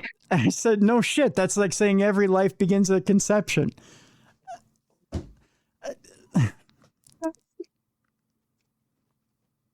Really? Yeah. Now, the guy who wrote this ad is either the biggest genius in the world or he's going to get fired tomorrow, right? Yeah. Well, we're talking about it, so I'm going to say genius. It's genius. Now, do you think, again, we talked about that type of sign earlier in the program, right? Yeah. You know, the chiropractor and crack and blah, blah, blah, blah. I've noticed Dick's Sporting Goods doing this a lot lately in their ads. What are they going to do? They have to. You got to. I want to say you got to play with it, but that sounds wrong. See, they do that too. They do this in their advertising, and they know that they're straddling the line, right? Yeah, yeah. They're straddling the line. We have two Dicks near us. we have the one at the mall, which is the small Dick. Yes. And then there's a really big one that's like separated, and it's the big Dicks. It's a And we don't giant even dick. mean it. My friends and I will be like, I like the big Dick better. It's just the big Dicks is just so much better. It's got more in it, right? It's got. You just get more Yeah. bang for your buck at the big Dick. That's right. I totally don't mean it, but every time we start talking about it, we're like, oh, we gotta call it something else. It sounds so dirty. But funny. But yeah. If you're the advertising team at Dick's, I mean, God bless. Have fun with it. I think that's amazing. And they know they're doing it. They have to. But you got to wonder if there's like that old staunchy person in the marketing team that like really doesn't get it. Either that or they're like, that's not what it's about. It's a good name. Right. It's short for right. Richard. Right? You know they do that, right? Like this the prim proper staunchy. Yeah. It's just short for Richard. We're not like that. Yeah. Yeah. So with that, I gave Wayne the joke. The joke of every Father's Day starts at Dick's. Yeah, no shit, and life starts at conception. We know. And I said, but I get to use it this week, and then it's yours for whatever, because he hosts comedy shows and stuff like that. Oh, that's great. But I want to introduce you to the palate cleanser today. By the way, this isn't the first year it's been done. It's back, kids. The snow penis is back in Sweden. Look at that, just standing up all erect. It is. This is part one of our palate cleanser today. The snow penis is back in Borås, which was demolished right afterwards by the Swedish Transport Administration. If you're not familiar with the snow penis, we talked about it last year. The traditional snow penis in Dalsjöfors, I can say it, was demolished on Wednesday on behalf of the Swedish Transport Administration. The assessment was that the penis may pose a traffic hazard.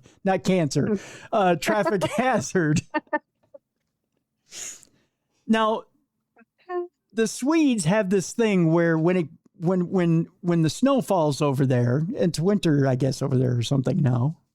That's weird. That's weird. They decide to erect a giant snow penis in the middle of traffic, in the middle of their roundabouts. I mean, I kind of love it. Yeah. And they wait for the transport administration to come out and demolish the thing. Can you imagine being the guy in the transport division that's your job?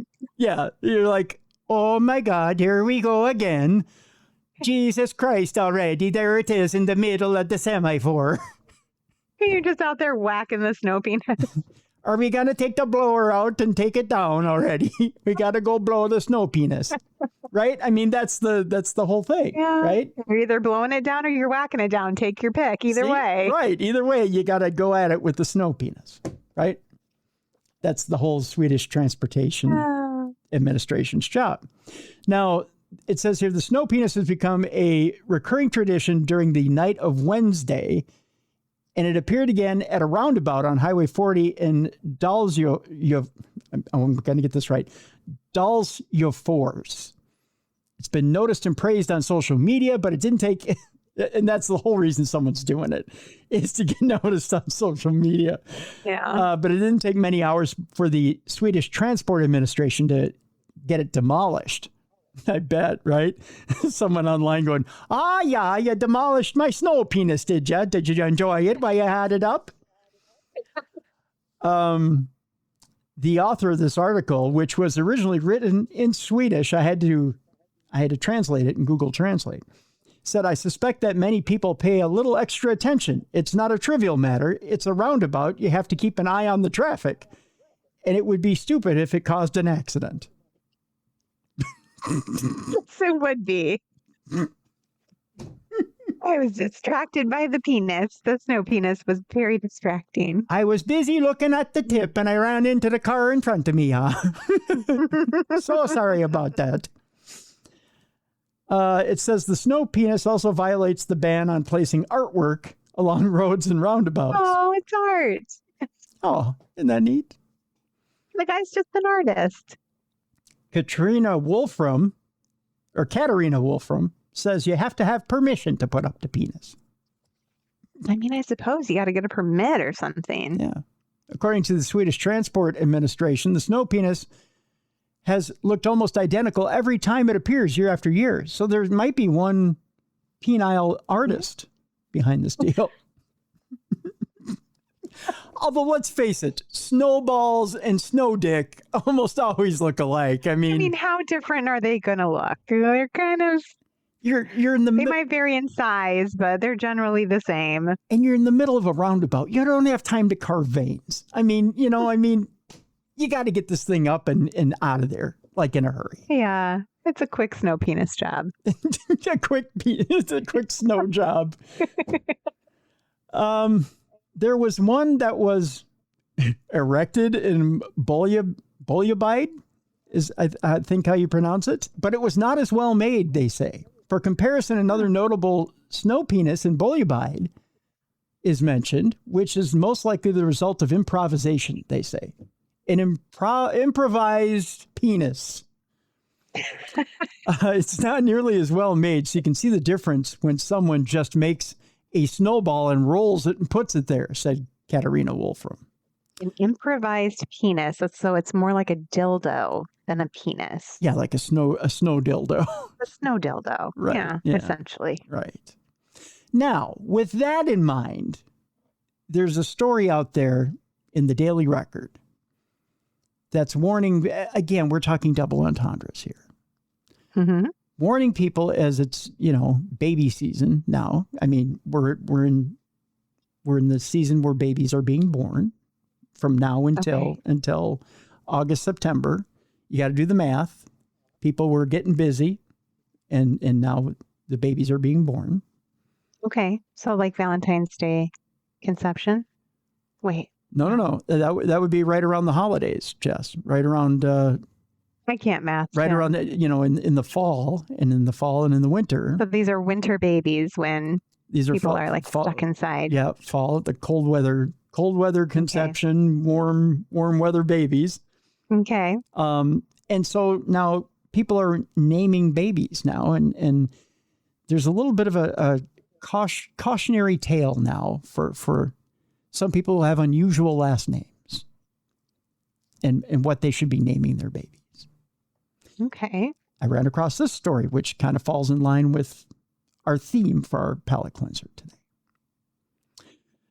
The headline is, our unfortunate surname means some baby names are banned in our house. A couple has shared a list of cute baby names they would never use for their child because of one small detail about the unfortunate surname that they share. When it comes to choosing a baby name, choosing your surname can be crucial. For most parents, your surname will have little impact on your baby's name. But it's still worth considering to ensure you like how the two names sound together. For example, my last name's Dennis. Mm-hmm. I would never name my kid Menace, like Dennis the Menace, right? That'd be horrible, okay. Right? That makes sense. Yeah. However, for some parents, their surname can make a significant difference, as it could lead to the child being teased at school or ridiculed in their life for having an unfortunate name. A couple on Instagram knows this predicament all too well, as they revealed there are several names they can't use for their baby due to their surname being Cox. Oh, yeah. Yeah. Quincy and Zach Cox are currently expecting their second child and recently posted a video discussing potential name names for their upcoming arrival. While they haven't yet disclosed the name that they're giving their baby, they shared a list of names they obviously cannot use because it would sound awful when combined with their surname. Quincy and Zach are expecting a baby girl and already have a daughter named Capri. Capri. Capri, yeah. Yeah. Capri, yeah. Said they wouldn't be using such names as Eden Cox, Holden Cox, Holden Cox, or yeah. Harry Cox for their baby, obviously, as these could be twisted into joke phrases like eating, holding, or Harry when paired with their surname Cox. So you wouldn't do that, right? Yeah. Right. They also ruled out Anita Cox, as well as Ryder, which would sound like Ride Your, or Isla, which could be interpreted as I love Cox. Mm-hmm. Sharon is a whole nother name you don't want to. Sharon Cox. Yeah. Sawyer, which could be Sawyer, Sawyer Cox. Oh, yeah. Yeah, you want to name Sawyer. Every single one of these names forms rude double meanings when combined with the family surname, prompting them to rule them out entirely to spare the little one from years of mockery. Now, the couple didn't stop at just those 8 options. They subsequently revealed another slideshow packed with additional names getting struck from their short list. The follow-up clip featured choices such as Olive, like I love Cox. Oh, Olive Cox, yeah. Yep. Sandy Cox. Iva Cox. Dixon Cox. That would be the worst, to be Dixon Cox all your life. That's really bad. Yeah. Ophelia Cox. Ooh, no. Yeah. Ivana Cox. And Robin Cox. Right? Ooh. In the accompanying caption, Quincy revealed matters could be even more problematic if they factored in her maiden name prior to wedding Zach. Okay, now what was it? Are you ready for this? Yes. Okay, so this is what makes it funny. Now, my Uncle Bob, their kids have taken my aunt's maiden name, so they're actually Beeler Dennis. Okay. So in this case, if they would have taken Quincy's name, they would have been Pullen Cox. No. Pullen Cox. No. Yes. So bad. So can you imagine Dixon Pullen Cox? The wedding invite. Oh my God, Pullen Cox would be the Pullen Cox wedding. Yes, the Pullen Cox wedding would. I would have paid good money to have that invite. Viewers of the initial post were thoroughly entertained by the roster of forbidden names, though many expressed understanding for the pair's predicament. Some even admitted they wished their own moms and dads had shown similar forethought, confessing they'd ended up lumbered with regrettable monikers themselves. One man wrote in responding to the video and remarked, "I wish my parents had thought like that." His name, Jess? Harry Wang. Harry Wang. Oh, that poor man. Another parent related to their struggles, sharing, "I married into the last name Head. I had to be careful naming my girls too." Yeah. Yeah. Someone else added, "As a former Cox maiden name, more people need to be this aware. Some Coxes are shockingly blasé out here about what they're naming their kids." A fourth viewer revealed, "No joke. There's a family in my area with the same last name. They named their daughters Precious, Pleasure, and Desire." They did that on purpose. That is horrible. That is bad. And that is your palate cleanser for today. I loved it. Just a little something to make you laugh on the way out. That's a good one, Tim. That's all. You always make me smile. I mean, you bring me through some cringy moments. I throw up a little bit in my mouth. I cry a little, and then we get to the end, and I just laugh. And it's kind of like childbirth. I forget about all the bad stuff, and I come back next time for more. I'm glad I remind you of childbirth every week, Jess. I don't know how to respond to that. I'm glad this show is like childbirth for you.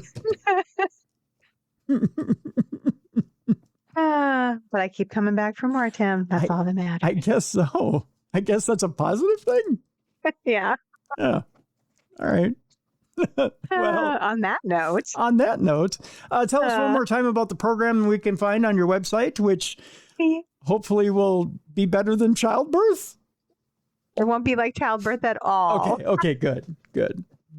I have an online course. If it feels like something that would benefit you, I'd love for you to sign up for it. It's all about just learning how to feel confident and use your kind of intuition to know the right things to say, when to, hold back, and don't shrink and don't get too loud. You don't have to do that to get your point across. So there you go. If you feel like maybe in your life you're not asserting yourself enough, if you're not standing in your truth, if you're giving up too much ground, it's a perfect program for you. That's right. And in the description of this program, you can click on that link. If you can't remember JessicaFreeburg.com, then by all means, click on that link, because we have a link to it here in the description of this program. So go ahead and do that. Tomorrow on the big program, Supernatural News, I'm going to leave Thursday as a big surprise for us here. You love surprises. I do. So there you go. All right, that'll do it for today. For Jessica Freeburg, I'm Tim Dennis. Thank you so much, folks. Oh, by the way, a couple of quick notes. Again, Apple app, make sure you have it updated. Go get your swag, your True Crime Tuesday swag and your Darkness Radio swag at darknessradioshow.com. I'm still thinking I'm going to do that idea for the fake band shirts. I think I'm going to put them. You have to. I'm going to put them in the shop, because I came up with a couple more names over the weekend. You have to. So I think I'm going to do that. I demand it. I have a little bit of a crazy period here in June where I have a whole bunch of friends and family visiting, but then I think after that I'm going to sit down and I'm going to get the fake band name shirts up. So fun. All right, but that'll do it for today. Again, be back here tomorrow for Supernatural News. For Jessica Freeburg, I'm Tim Dennis. Thank you so much for continuing to listen and watch the best in true crime podcasting. You've been tuned in to True Crime Tuesday.